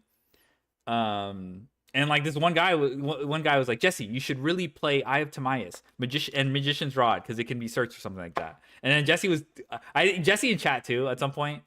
We're like trying to tell him that's not how it works. It's a really common misconception, so I'm not surprised. But Jesse like stopped stream, basically addressed this guy one-on-one. He was like, look, I'm gonna do this on Master Duel, and if it doesn't work, he wasn't gonna ban him or anything, but like I'm not gonna add it unless it works, you know. Glaze of Timaeus. Yeah, Glaze of Timaeus is now the new Glaze of Timaeus is the replacement. But yeah, he spent like 3 minutes trying to prove to this because this guy wouldn't. Wait, can you repeat? Repeat what? What card did he say? Eye of Timaeus can be added off Magician's Rod or the Dark Magic Circles continue spell. Yeah, the original Eye of Timaeus, not Glaze. Cook his ass on spot. It's kind of, I felt a little bad because people started calling him a rage baiter, but he's not really rage baiting. That guy just like, that's just a really common misconception. Yeah, the original one can't be. And unfortunately, a lot of people like new players who start out with the Dark Magician, like I've seen them get upset because they can't do that.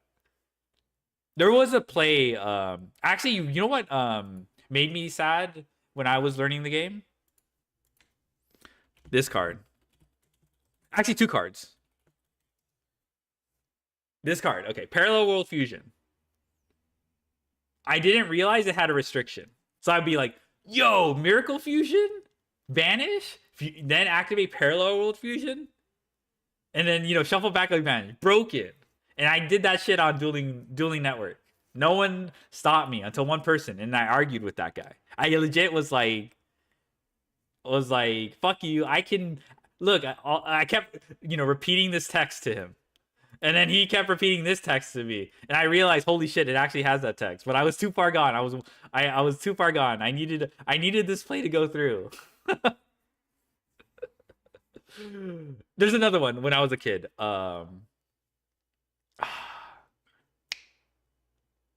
It's like, but yeah. I actually argued with him. I got a judge called and all that stuff on Dueling Network. I was really upset that I was wrong. But I was wrong. Yeah, go back. You gotta commit. I can't believe it has this, bro. This is so cheeks. You literally cannot special summon. This is the only thing you can special summon with this. No one stopped me. There's another card.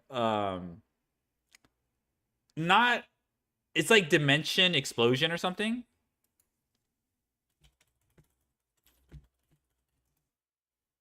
Yes, Dimension Explosion.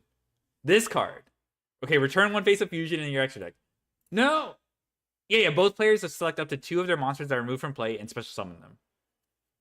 I think this was my, crazy anti-skill drain technique. I was trying to do something with skill drain. To beat skill drain or something. But this needs to have... Your opponent has to have a banish card. For this to work. But at the time, I thought only... I can special if my opponent. Basically, I thought it was one of those one-sided things where if you can't activate this unless your opponent has 2 banish cards, or at least 1 banish card. But I kept using it to summon my banish stuff. So I thought it was a genius when I figured that out. And this guy was more nice, he was like, I was like, I don't know what to tell you. He was like, yeah. That's not how it works, but I don't know what to tell you. You don't have to believe me, basically. Eventually, I looked it up and realized, oh, fuck, I was also cheating with this card.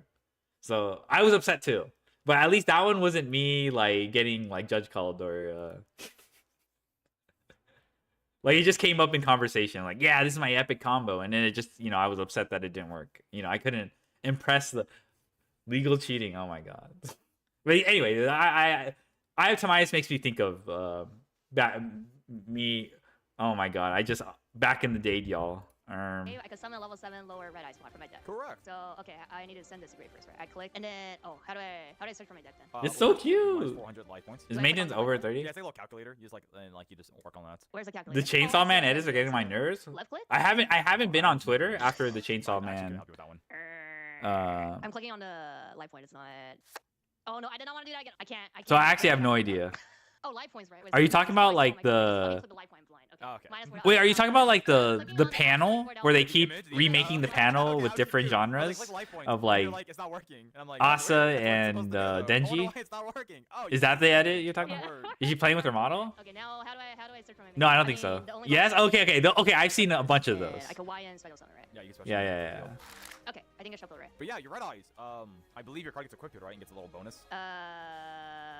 I need to check my grave, right? I think it's if you get equipped. No, it's not mandatory. No, let me see. Oh, it is. Okay, if this card is sent to the graveyard while equipped. No, while equipped, it's not equipped. So yeah, it has to be equipped on something. So yeah, I think it's just I summon. Dang. That's all I'm gonna do. That's fine. It's funny the first 2 times. That's all. Just attack. I think comparing it to Stone Ocean was pretty funny. Calling his fucking red eyes. But now people are yeah. This slander is so good I could die. You want to see the dragon feet? You can come here. Stop! What's with you in feed? I think my favorite Chainsaw Man reaction was some guy who made a comment under Goodbye Airy, and then years later replied to his own comment and says, "Fuck you." Basically, the first comment was like, over there. Fujimoto is the GOAT. And then he replies his comment years later after Chainsaw Man Part 2 ends. And he's like, cards in hand. Never mind. I take it back. You know the Fujimoto is not the not the goat. Oh, I can't use Y because Y already did Y, so it's you. Ah, So 1,000 total dragon. Equal to the number of cards. So it Or 100 so it dragon. gains 200 attack. Change last till end of this. Wait, why is it all Attack hunched this over attack. though? That doesn't look like. Total, I'm taking. That's literally 1,000 dragon. That's not 100 I think dragon. it's 3,000. I'm taking. Ouch. Okay. put Bro, it he's not on- even got the on hand. Unco Alright. T. That is not that 100 dragon. I might. This might be super game over. You need a dueling skill and like do the draw. I know what I need is a Bane Keith move where I just pull a card out of my sleeve. That's what I need right now. Which is what I'll do. Huh. Oh fuck, sorry. Oh my god, I didn't want to do that. Oh. That's okay. I was supposed to I don't see it, so just take it off the screen. Luckily, my theme right here is blocking the view, so I don't see what card you have. Oh, it's flipped down, but it's on your field. Okay, you get it. Don't sweat. You want that set? You want? You have, Yeah, I don't even think. like- I don't even think you have a field spell in that deck. What are you doing? I guess you could just put it in the graveyard and then just go over there to your graveyard on your like, and then just Okay, I grab it out see. of your graveyard. I Okay, let suppose I will- me equip that. Okay. G. Right, wait, where's the card? I think I have it set, but I don't see where it is. That's why. Is this the card you put in the field spell? There's another card that I just put that's not set down, but I can't find the card. You know what? I regret not also looking up the controls. There's a card. Yeah, there's 100 dragon. Okay, Yeah. so this is the video for They controls. retrained some I've of never Joey's tried VR, cards. but I've You had know what? friends who It's do fine. it. It's fine. I don't need this stupid equip. You're gonna die next turn anyways. No, I'm not. Yeah, yeah, it's No, 100 no, dragon. no. I forgot there's Is it my another turn? Is one. it officially my Wait, turn? no, not yet. Let me try to set. Okay, let me try to do this again. All the scuffness, and you're like, it doesn't matter. You're still gonna die. All right then, Buster. Oh, we see the second one. Okay, so I lose one card. It's fine. The equip does not matter. Okay, here. Okay, I entered. Oh, yeah, I pay premature burial. I pay 800 life points to bring back the card you just destroyed. Bro, he has like Face 200 down, life points. face What the down, hell? How, and is he really gonna Buster. come back? That's it. That's You it. don't have Martian Marvel in your deck, right? It might be a mirror force, you could say. Oh, you set the back row. Okay, so Mirror Force, still in Magic Cylinder. Yeah, it's something good. Okay, let me draw first. Let me go here and draw so it's not like mid-air. Okay, that's good. They are. Okay. Okay. Oh my god, I know what to do with this. I know exactly what the fuck I'm doing here. I forgot. So they made the upset? Wait, tribute summon? Just remove them. Yeah, I mean, 100 dragon isn't winning any like notoriety awards. he just showed up, bat chested, Holy got crap. a few people to bat chest, and Forgot that Joe's in that deck. Jinzo. To graveyard. Bruh. It's not going to graveyard. Here, I mean, Joe. this is a Joey deck, so I'm Remove not your surprised. character. Oh, Don't move my character? no, that didn't work. Oh my god, did you take it off? Did I? It's still there for my screen. Oh yeah, but it's on my it's still on, the model's still on my screen, but on the bottom it's off.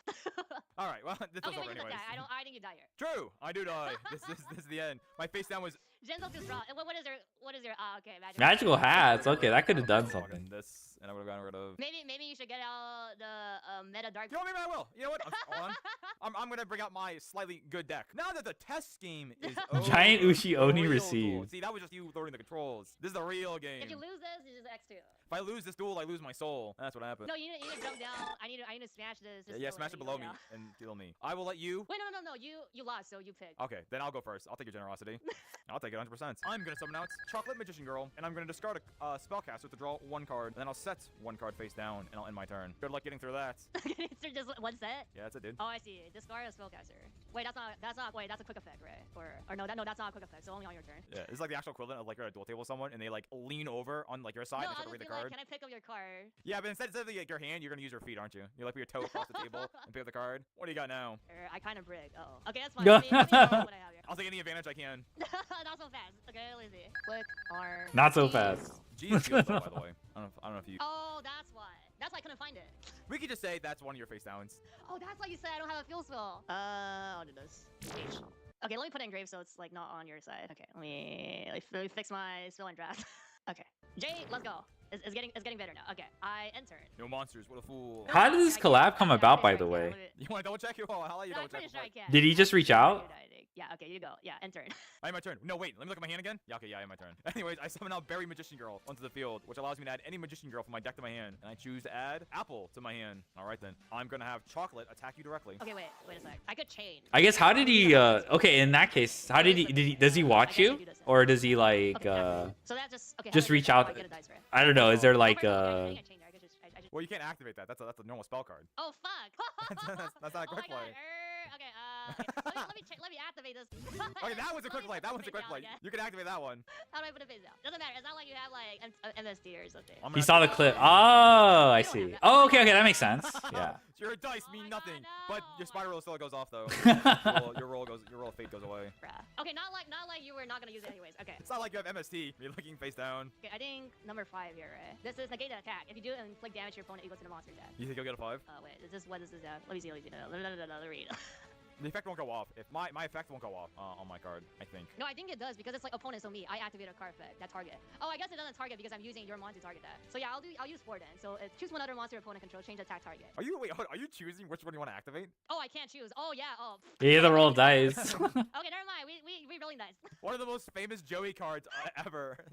You don't know how it works. You roll a dice. You gotta roll a dice. It's gambling. One. Okay, the most one is the angel. If I remember, that's how he beat Esperoba.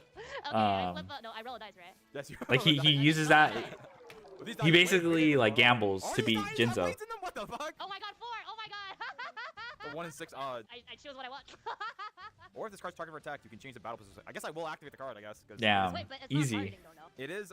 It says this card is targeted for an attack, which is the monster is now redeclaring the attack towards this. Correct. So I'm gonna activate Barry's effect to then swap this to defense position, then summon out Magician Girl from my deck, and I choose Dark Magician Girl. Now this is where the game gets a little iffy. Doesn't the right? berry Because still die? normally the player, when this happens, can choose to redeclare attack because the monster, a new monster has been summoned according to Yu-Gi-Oh's rules. But I believe. Okay, I'm I'm not sure if this is right, but whatever. I'm not gonna. But your Yeah, spell yeah, card's yeah, now gone. yeah. I was going to do 2,000 damage in total, and now I still will with Dark Magician Okay. Girl. So enjoy taking 2,000 points of damage. So I'm like half basically. GG. Exactly. Shoes on the other foot now. Probably shouldn't be using that metaphor with you, but yes. The tables have been turned. I end my turn by setting 1 card face down, and then I end my turn. Okay, so I draw. This is all looking good. Yeah. Okay, I just die. Wait, what if you have a monster? Can you summon a monster? I can't. I have Jinzo and Red Eyes. Holy shit, this hand is Are ass. you looking at my game? Here, wait, draw another card. No, that was what I I drew. know. The red eyes. Draw another card. Oh, to see what I have? Yeah, that's what you got. Scapegoat. Oh, scapegoats. Ooh. Oh, Metaphor. Ooh. Where did I get him on? Oh, finally, Alligator Sword. Okay. Yeah, summon an alligator sword. Well, I draw 3 cards. I didn't activate. Yeah, just summon it. It'll be fun. Just summon. Just cheating. Okay. Yeah, I'll just summon. I activate trap hole. Alright, good game. Oh, bruh. game. That's okay. So you just wanted to use the trap. Just straight up I just want to feel my own gave ego. you a That's all I chance to wanted. mog you. That's Okay. insane. Two games. One super one-sided, and the other one's also super one-sided. What a crazy game. That last one was not one-sided. you blew me the fuck up. This will be the tiebreaker then. This is the real. You got 1 game. I have 1 game. Like perfect. Uh oh. Did I drew? Yeah, it's okay. You can just go there and just draw 4 more. Oh, just like click it 4 times, right? Oh my god. Okay. Apparently Z on keyboard is also draw. Let me 3, 4, 5. They're like multiplying on the same location. Let me see. I guess you could also duel in the middle of the field too. You know. No, you gotta go back and then fall. Click on the card. Okay. One more. Stop. Oops. No. Okay. No. These 2 cards. Oh are shit. You can make Yes. There's 2 cards sandwiched. Okay. No, you're on the. Okay, good. That's right. Yes, that's right. Thank you. Okay, there we go. Thank you very much. All right. Do I have an extra deck? Yes. Yeah, you can make I should check the that. slash dragon. You haven't checked your extra deck? What's in my? Wait a minute. You're telling me there's cards in my extra deck? I'm just saying. Let me check my extra deck. Okay, what do we have here? Okay, I don't have that. I don't know if that's that crazy Red though. Eyes plus Warrior. Huh? Wait a sec. Where's my cards? Oh, I have that. Yeah, Okay, slash. okay, Yeah. Just checking. I don't wanna. Okay. Sorry, you gotta. It's all this is good. this is like the reason I don't play favorite. Group I model. only read my cards. Okay, I do. Okay, let me summon this first since I'm already here. Okay. Holy jamoly. You're gonna put your deck on Wait, the that's table actually for kinda one? sick. Holy I see you're shit. gonna Use a red eye. Yeah, I have a warrior warrior and a monster. red eyes in hand. Okay, so anyway, okay, we're good. Okay, so yeah, and then I should also send this to grave. Yes. Okay, it was just lagging. Okay, we're good. Okay, let me see. Okay, what does this thing do? Let me see it. So I have 2 more cards in hand. Where's my cursor? Do you mind helping me set that card? Yeah, I don't mind. Yeah, there should be a cursor for like the game. So click Alt again. The cursor should appear then. Oh my god, I see it now. There Okay, you it's go. like Yeah. it's like lag. Hey, Samato's tech tips. No, don't even sweat about it. Okay. So battle phase, I declare attack. You clear an attack, huh? Yeah, with my red eye slash dragon, and at that point, I equip the So- warrior from the graveyard. No? Do you remember what turn it is? Oh, it's turn 1. Oh. Is it rude to ask how long you've been playing Yu-Gi-Oh for? Would that be a rude question to ask? Okay, I don't play favorite though. Fair enough. I guess I should have talked about it as an introduction. I only play Master Duel. I play it since Master comes out, but then there's shiny buttons. So it's like, for example, if I want to kill you here, I can't because I literally can't click on the button. So the game. True. Do illegal stuff. You're like There's an old person no in a casino shiny who puts all the buttons. shiny buttons on the slot machine. It's not. It could be worse. Okay, it could be worse. Hey, that could be worse. That could be worse. I You don't know know. if you expected it'll be worse than this, or I kind of warned you. So. You did warn me. I was warned. Okay. The Okay. I can't- dragons oh my are God, I don't from wanna flying. know. Flying. Okay, doesn't It's all matter. good. He's That's- got a lot of Is it my turn? I enter. No, I enter. he's got a lot of Okay. armor on, I'm so gonna draw. I wouldn't I'm be going to surprised. Then summon out skilled dark magician onto the field, and then check out this one of my favorite cards, Cup of Ace. I'm gonna. Let's flip go, it. Cup of Ace. Yes, if it lands on heads, I receive 2 cards. But if it lands on tails, you receive 2 cards. Let's see what it's gonna be. I get 2 cards. Is it just always heads? No, it's not always heads. You know, it's funny you say that. A man a while back used to say the same thing when I activated this card. He asked if it was rigged for only heads. Speaking of cheating, I just drew this card known as Paladin Oracle Mahad. Which Oh allows fuck, me you to might be activate- mogged. Old Dark Magician. Well, Yes. actual Dark Magician. And since I activate a spell card, that's 1 counter. Wait, you Like, might actually get mogged by this Mahad guy. Oh boy, it sure isn't. Oh my god, I'm a dark monster, no? Yeah, it's Oh, a dark fuck. monster. Yeah, So oh it's double attack shit. points. Uh-oh. So you're gonna take 1,200 damage. No, wait, 22. You're gonna take 2,200 damage. You're gonna be taking. Okay, let me act. Well, I mean, this still gets us right. Wait, let me That act. gets destroyed. It's always heads if you're the LBK Where's my sub. scapegoat? Nice. There's no scapegoat face down. There is. That's what I said. Oh, where's the card? Oh. I don't think you said it. No, I said it. There's a card here. Oh, okay. So on scapegoat. cave? Okay. We'll say okay. So you activate scapegoat. There's 4 No, tokens. where's so. the card though? I don't know. Like I don't. You're telling me there's a scapegoat, and I'm like, where's the scapegoat? It's like it's sat down. I'm like, okay, activate it. I It is can't. that down. It's supposed to be right here. I think you might be schizophrenic. I am not, bruh. I have recording POV to prove Okay, that. okay. I Come over here. Go Go over here and just grab 4 tokens. I'll take your word. I'll take your word. Oh, spawn my token. I see it. And since you activate a spell card, I can then activate my skill doctor's effect to get another spell counter. And if I get 3 spell counters, I can sacrifice that card for a dark magician to summon it from my deck. My hand deck or grave. Did it spawn? 2. You want me to give you some tokens? Sure. I'm clicking, but I don't know if it's spawned or not. Like, okay, it just pretend it's on my field. It's fine. You don't need to. Just like, pretend? oh my god, you're like I'm like handicapped here, and you're just like doing everything. Okay, yeah. So we'll just say these 3 cards here are here. So I attack. You take 2,200 damage, and I'll attack one of the scapegoats. So now you have 3 scapegoats. I think I made a couple scuff videos in my life. I will say this is without a doubt the most scuff video I've ever made. No, you could just cut the stuff out. I'll just cut all the stuff out. I don't think I can. I don't think my editor can. Well, I'm gonna set 3 cards face down. Your dragon's destroyed. Bruh, Wait, did he? How much stuff did he cut out? I'm like trying to click. Just draw all 5. I didn't, it didn't even easy. strike me that What? like Wait, so, there's Oh my stuff God, that in might- between. Is your computer overheating? I think we gotta finish this a little fast before your computer Oh my explodes. god, I can't move anymore. Wait a sec. Wait, can you draw for me? I think I can. I think. I literally can't move at all. Like I click on Windows and then I'm not. Oh, you drew no. Trap Jammer. I don't think that's gonna help though. Wait, so I already drew that spell from last turn illegally. So that's a second. Yeah, that's. Wait, no, I should have supposed to draw. Oh, you were supposed to draw. Right. Yeah. Okay. Okay. So I think I died. I'm gonna be real. I'm gonna play your game for you. You summon out Goblin Attack Force. I will activate, and then you attack me. I will then activate Draining Shield to gain 2,300 life points. Your Goblin Attack Force then goes to defense. Faster position before my because of its effect. computer explodes. Yeah, I gotta hurry up and finish this. I will take my turn, going over to me. Alright. I will attack your goblin, destroying it. Oh my god, I and can then- move now. Okay. It was just a Okay. bit late. Okay. But you make this faster. Okay, I destroy your goblin, and I'll destroy this card. Put this card in the graveyard. And then I will set a card face Jesus. down. Can I look at all your face down cards? You just gonna surrender? I mean- You still have 2 tokens. The only win con here is either I move you and go down the ceiling here, or you disconnect. Probably that's what. Either I you win. die or the internet and your connection goes out. That's the only way I'm winning. Wait, no, you could draw like. You want me to draw 5? Yeah, draw 5 cards. See if any of them are good. Oh my god, Monster Reborn. Okay, that shit not gonna do anything. Great Robber. Oh, Magic Arm Shield. Oh my god. And you want. Let's go, Magic Orange Shield. No. I'm just like 4. What's this? Oh, Roll of Fate. Okay. Wait, I can't activate that though. It's not a quick. Oh, Roll of Fate isn't Okay, in the I got game, I right? got a Swarm What is she Man, a talking Landstar. about? What is she talking about? Wait, so I missed play last time. I could just use the spell this turn, just not set in on your turn because I'm quick play. I'm just talking. Wait, am I making sense? I've seen you duel. You're really good at dueling. You're not like bad. Like I've seen you duel. Like it blows my mind how like terrible you are. I've seen you duel. Play Yugi Boomer cards. I'm sorry. These are the most brain dead cards in Yu-Gi-Oh! You're telling me like I'd rather Pendulum Link summon quadruple fucking XYZ D20 monsters. Where did I say I mean, it's your first time. Like, what are you supposed to do with fucking Landstar card, bro? All he does is just. There's no shiny button here, so. No shiny button. Thank you. Okay, continue. Okay, so I can activate this. Okay, thank you for coach. Thank you, coach. Thank Hey, you no for problem, being Jam. No my problem. rule Is this duel still going? Well, no, you told me I draw 5, no? So I continue. Yeah. Okay. Yeah. My bad. Yeah. Continue. Yeah. So it's your turn. Are these tokens still here? Wait, yes. Oh, actually, yes, right? But okay, wait. But this dragon is not here anymore. Wait, oh, yeah. Great. Okay, it's not lagging anymore. Good. Okay. I can actually fucking play it out. Okay, I roll a dice. I got it. It's not what I get. No, not one. 4. No. All right. Enjoy drawing 1 card, and then you miss discard the top card of your deck. Oh, still. I'm telling you, okay, the trap I'm telling you cards. my card, but it doesn't matter. Okay, and then I draw another card and I just send that to the grave. Yeah, it's in the graveyard. Yeah. Okay, Trap Hole is flags. That's a really good card. So what do I do here? Oh wait, I can Monster Reborn my dragon now because I fused fusion it, so it's okay. But I still die though. This thing is. Yeah. I think Dark it was like a homie draw, Can I but roll this? times 5. Wait, that's a monster fix, so that also activates on your turn. So even if I roll a 6, that is not gonna do shit though. Correct.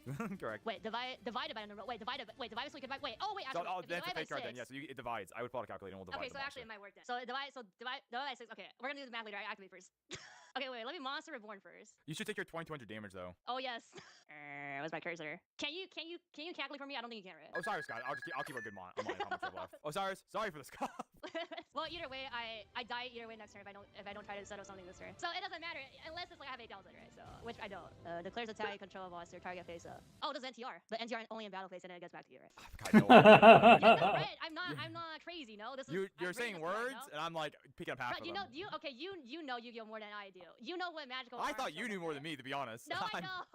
I'm And very then, shocked yeah, it's the I other don't way know. around. I'm like trying to attack first turn. I'm trying to use normal spell on your turn. Okay, you know what? Just go with the flow. Just let's just hope that it works out. Okay, okay. I'm just saying. I don't think I'm cheating. I think my plan might work. Okay, so I Monster Reborn first to get my chicken back. I did not know what I clicked. Okay. I'll admit, I don't know. Pick my card. Okay, I mean, you should know what magical arm shield, but Can you get my dragon? Yeah, I can get your dragon. I can get your dragon. Don't forget to click tab, then alt, and then grab the card. Oh my god. Okay, I got it. but I think his brain exploded when you called it NTR. Okay, now I use my dice. Like when I attack, you don't have anything that can stop you. I have 3 face downs. If you're Oh, worried about those. okay. Maybe I shouldn't attack that.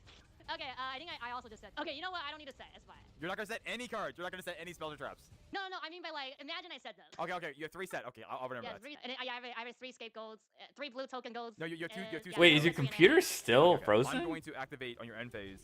MST. Oh my god. On Which one one of your, you're you can pick anyone. You can pick anyone. I don't care. You pick any one of your face downs. It's not Okay, gonna matter in a let me few see. seconds. What do I do not want then? Yeah, you don't have anything in graveyard. So yeah. So we this middle one here. Okay, okay, pretend that's in a grave. Okay, now Skill of Dark Magician now has 3 spellcasters. I will now I will send them to the graveyard. I have 3 now. So now I can activate his effect. I'll summon out the Dark Magician. Oh my god. The ultimate wizard. I have Dark Magic attack, which blows up all of your set cards. Fuck! Okay, I just died. Wait. I can't chain red. NTR is also battle phase. Yeah, Yeah. okay, I just died then. Okay. So once I attack with this card, you'll take 2200 damage, which then you lose the game. You're not gonna BM and attack with the dark 5000? Oh, oh, I see. You want the dark magic attack. You want the. Yeah, I wanted him so I can use the effect of the card, the beloved cards, and then I was gonna have this card attack and then win the game. That's good. That's game. I don't know. Okay, I got X2. I also had a Trap Jammer, so I had Trap Jammer, and I also had this card as well to destroy my card and your card. Yeah, I think it's basically if I don't have Jinzo, I die. Well, even if I had Jinzo, I can't do anything because I can't use my trap cards as well. Gemu, that's it. That's the video. A little scuff. I'm upset you didn't play Swordsman of Landstar once, but you know, it is what it is. Wait, that's in the deck? That's in your hand. Well, I'm an imaginary pretend to shake What are you your supposed hand. to do with Swordsman and Landstar? That guy's United? booty. The Yujo card. I'm like moving up and down. So. Yeah, I don't, good can you, game. I don't know, can you see my hand moving? Your hand is Okay, not moving, I'm just a skill dog. Well, that's the video, guys. I hope you enjoyed. And is there any final words you want to say, Gemu? I hope the scuff is not that bad in terms of watching. I'll go. Thank you for having me as well. No problem. All right, thanks for watching, guys.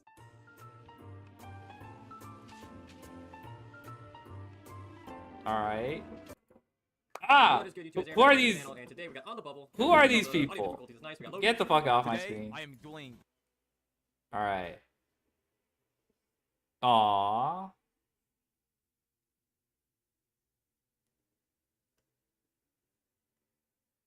You gotta bring her back.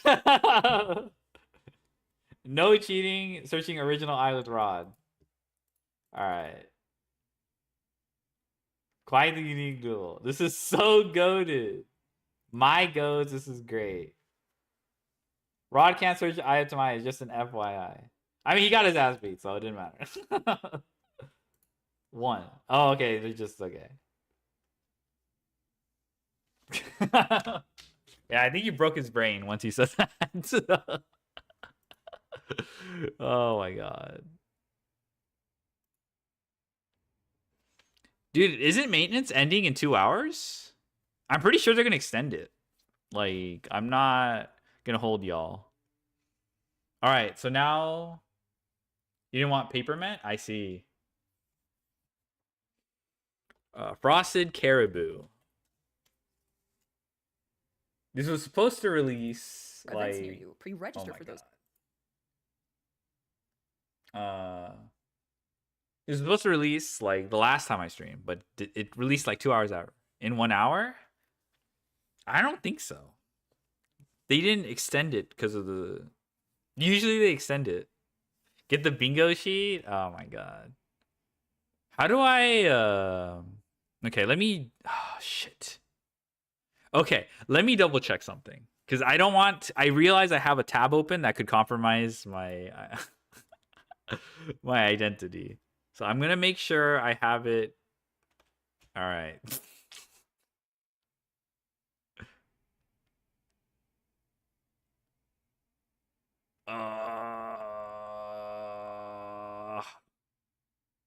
I'm just gonna close this tab. I'm not even gonna.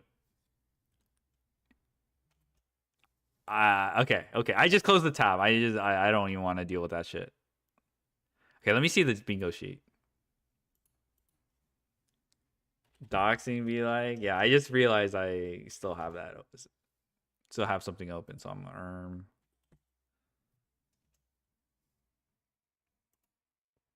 okay.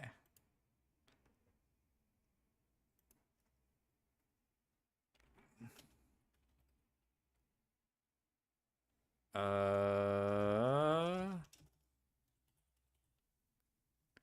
right, where's the bingo?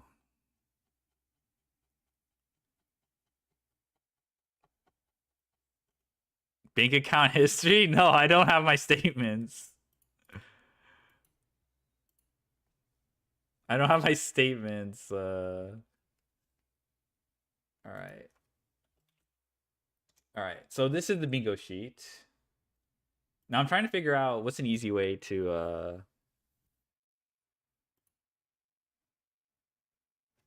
right. Actually, let me just do paint 3.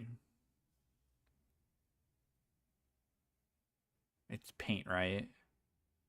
Oh, but this might not be set up because I remember this got taken down. SSN be like, anyway, so to recap, bingo, horror YCS regional stories, YGO or Pokemon is harder. No mention of Rush Duel. Pokemon Pocket is dying. Mention the Twitter Pokemon Yu-Gi-Oh drama where they went to Dueling Book. Opinion from YouTuber who didn't play competitive. Yu-Gi-Oh TCG is dying. Old ass players Unk Beef history lesson. Yu-Gi-Oh Master Duel is dying. Venue, decor, and cosplayers. Time Wizard, Genesis, Edison. Back in my day, old history lesson that is irrelevant context. Free. Who has better game monster design? MTG mentioned because of all the MTG players who played the YGO. Yu-Gi-Oh is always competitive, Pokemon family friendly. Anime Yu-Gi boomer moment. Airfryer mentioned we do it for the love of game, not for money. Can't read joke, sneaky joke. No mention of OCG scene except everything has to go through JP. Live coverage comparing to Worlds. YGO so bad, but we still better because the game is better. Konami bad.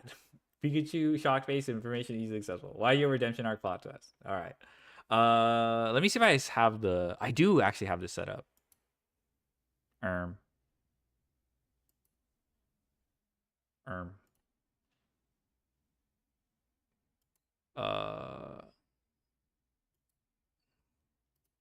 Oh, you can see it. Okay. Then this is gonna be easy then. Super shy, but wait a minute. Make your mind. Oh. I might be the GOAT.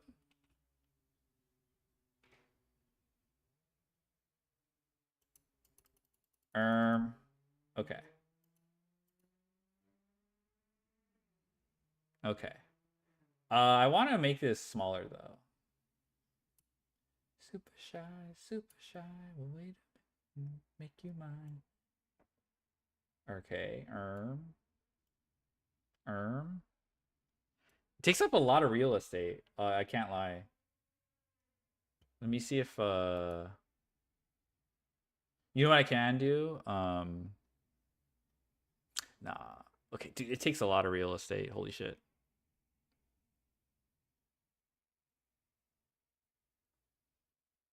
Okay, I think this is fine. Can y'all read the... I guess it doesn't matter. Let me see. Okay, the bingo sheet's up. So I shouldn't have any problem. I'm a Yu-Gi-Oh player. I can't read. Rip. All right, that's one for the bingo. R.I.P. If I move this, does that mess up the? No, it doesn't. Okay, cool. All right, this is more convenient then. The trading card games Pokemon and Yu-Gi-Oh bingo sheet for what? Today, but this specific Yu-Gi-Oh Pokemon versus Yu-Gi-Oh community divide. Why they're so different? You can make it under the chat so it doesn't block vid. But is it visible under chat? Well, okay, I'm right there too. Okay, you know what? I'll just do that. I'll do that actually. Goodbye, Julio.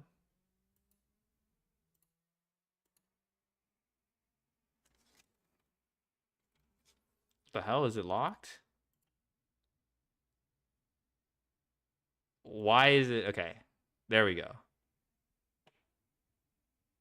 Okay, if I do it under chat, it'll block my little avatar.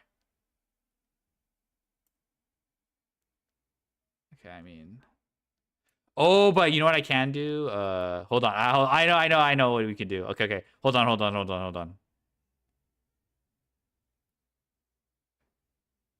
I know what you mean. Hold on. What's the purpose of it? Well, I guess we'll find out. It farms a lot of views. That's what I know. Like this, right? Let's go. All right.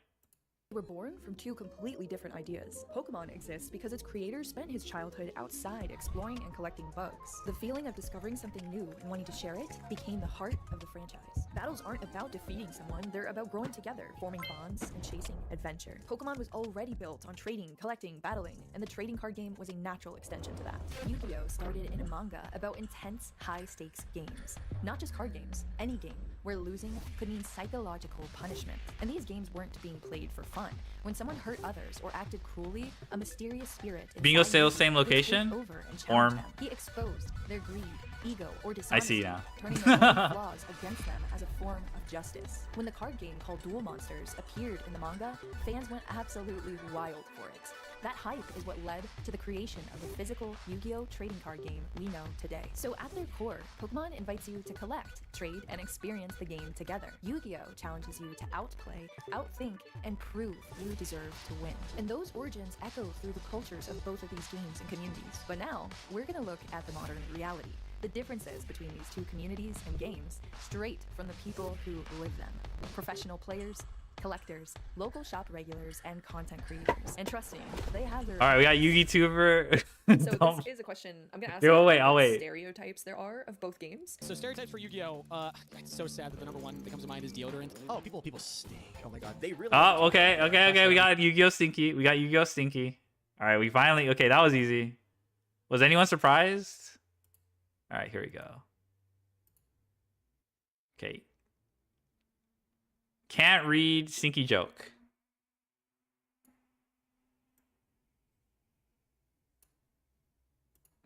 We're the most handsome, we're the best smelling, I'm kidding, actually. We're just the best at card games. We're probably the worst in every other regard. The hygiene level Is this YGO so bad, but we still better because the game is better? Does this count as Yu-Gi-Oh so bad, but we still better because the game is better?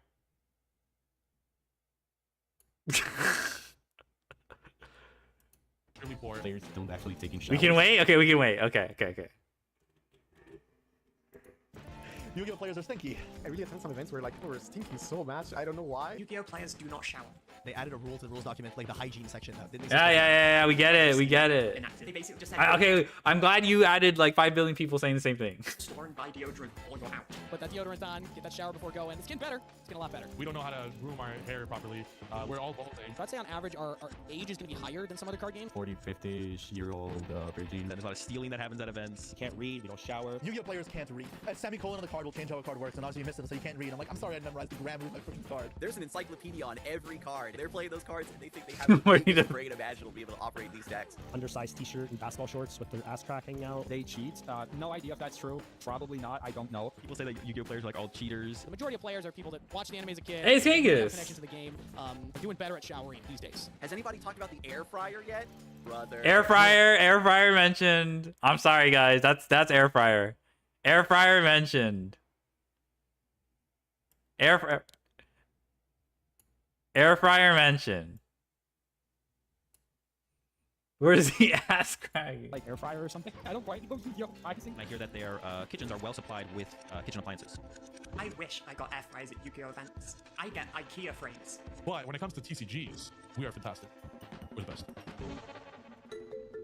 Pokemon players, they care about how much their shiny cardboard is worth. They don't care about actually being competitive. Pokemon is for man children, which is fine. You know, that's a-okay. I'm a man child. I like Pokemon. I got unknown. Okay, okay. Should we wait for a more direct statement? This is kind of close to Yu-Gi-Oh is competitive, Pokemon family friendly. I don't know if man children for children counts, but for family. That best is the direct one. You know, what are the stereotypes for Pokemon? Y'all a bunch of kids. Just a bunch of kids playing a card game, you know? It would probably be that there's a lot of drama. Game for babies, or they're toxic, there's a lot of infighting. Or the game is easy, like that's a stereotype too. Pokemon is easy. Yu-Gi-Oh players are better at TCGs than Pokemon players by a lot. Pokemon is for children. Pokemon players, you're not just noobs in TCG, you're just noobs in general, respectfully. Pokemon is like just for babies. Scalpers, you just buy and then resell. Pokemon is just for scalpers. Hella easy. They only play the game because it's easier than Yu-Gi-Oh or Magic. They like to on other card games, but like they don't play other card games themselves. You don't even play. Do you know what the cards do? You just collect them, right? You just have like a binder of the prettiest cards. You're playing Scrabble. You're playing tic-tac-toe. It's not chess for Okay, well, I'm waiting for every month or so, everyone has to pick a side, and it's very like hostile online for a solid 5 days, and then it immediately goes away, and everyone just goes back to playing Raging Bull or whatever. Our players are just like, you'll play 2 cards out of order, and nobody will ever let you live it down. You make a misplay, and you get roasted. I can't believe they'll drag you over the coals. Actually, if you do this, this, and this, then it's more optimal, and... The piss chair. The piss chair. Oh yeah, the piss chair. Yeah, that was famous. Yeah.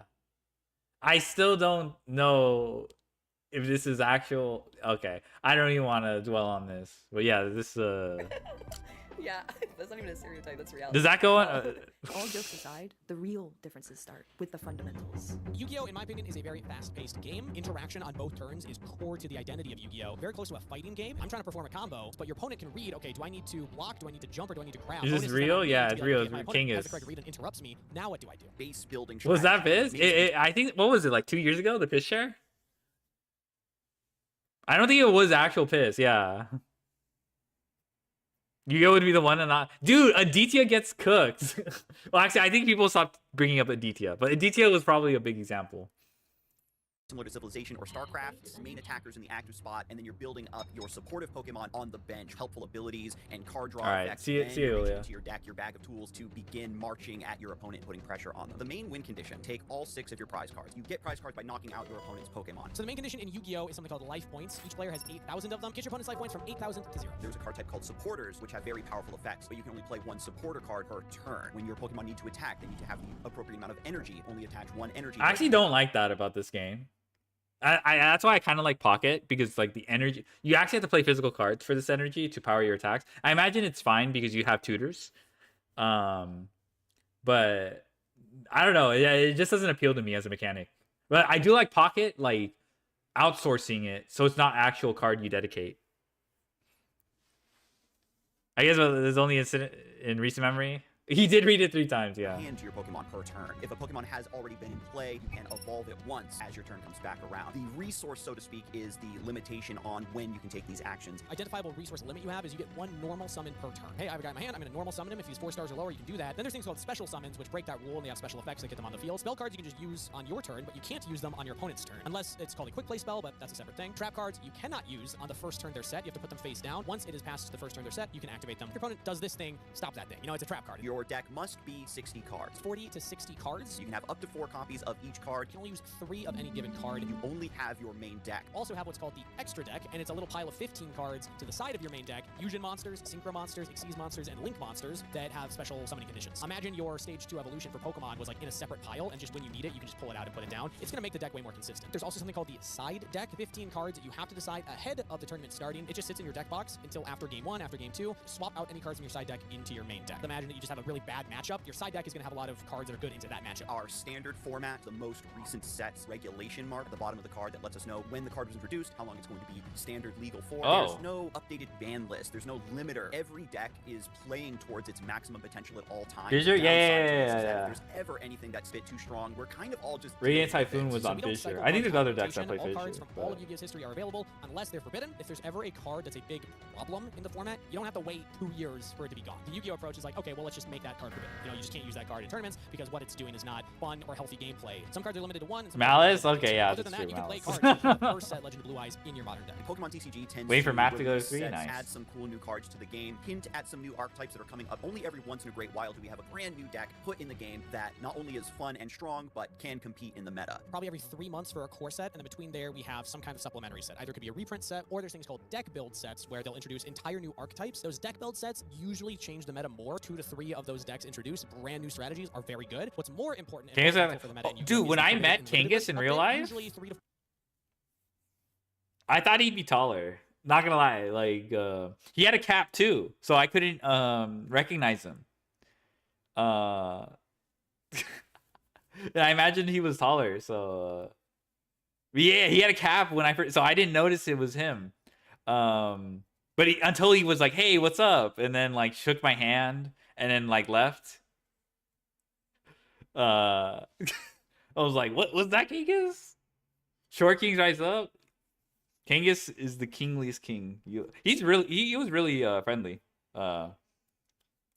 for a year. New decks will come out, but that doesn't You're mean a that mogger? I was better than not. old No, he decks. mogged me, Yu-Gi-Oh! bro. He Tours said, are either "Hey, what's getting up?" one Shook of their my hand biggest and then cards, dipped or even eliminating without them, and elaborating. those are a big moment for the Yu-Gi-Oh! Competitive scene. As you get more familiar with the game, figure out your sequencing, and try to play as efficiently as possible, you're going to go a long way. In the current day, Yu-Gi-Oh! Is not about resource management very much at all. In general, the game is more about... Yeah, you were there. memorizing Yeah, the we met lines and him. knowing Yeah, how that's to get to true. specific end field, and then how that end field interacts with your opponent's combo so that you can stop them.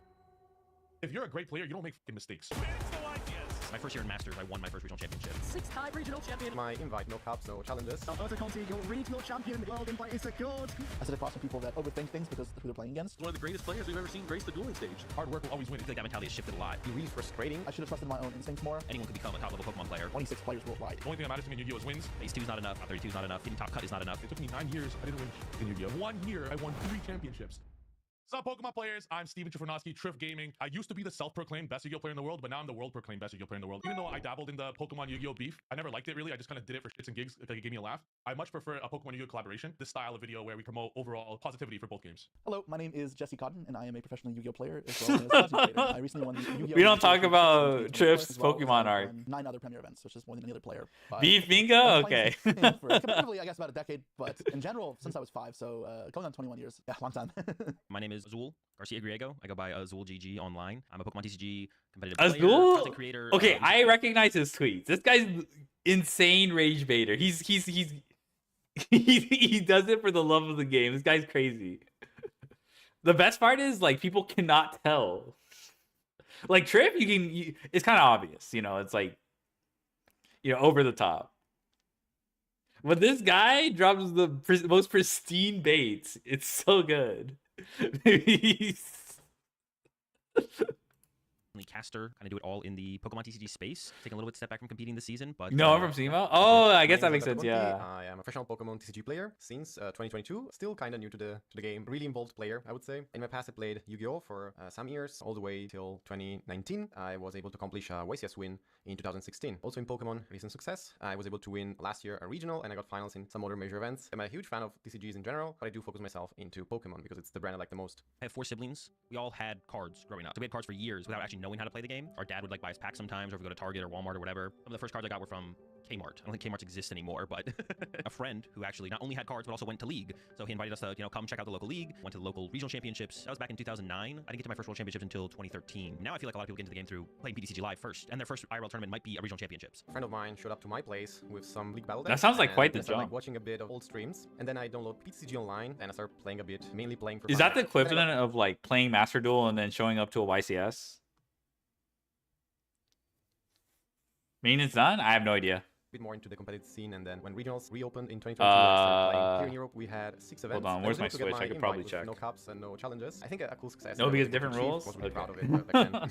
My friend in kindergarten showed me. Simple as that. It became a tool to bond with my dad. He'd work in Edmonton. Oh my god, He'd come I on the actually weekend, love we'd hearing together, Jesse's and, story he'd with play his Yu-Gi-Oh! dad. When he picked it up and play together, he'd take Is the this local, anime he'd Yu-Gi take the boomer local, he'd sit in moment? front of the house waiting for my dad to come home Or from back work. in my day, old And history added on lesson time, as relevant from there, context. More and more involvement. It was grade school. I forgot what grade. I got second place at a track and field event. I don't know what it was. Like I had a second place ribbon. Some kid had the worst Yu-Gi-Oh cards in the universe. Basic insect. And One more hour? That's what I thought. I'm like, wow, you guys are playing Yu-Gi-Oh? Can I see it? Wow, can I have one of these cards? Because dude had like 100 cards. And he's like, sure, give me your second place ribbon, and I'll give you these 2 amazing cards for your second place ribbon. He thought he was playing a fast one on me. Little did he know, even 5-year-old Triff knew he'd win 3 championships 2 decades later. So I was the one that pulled the fast one on him.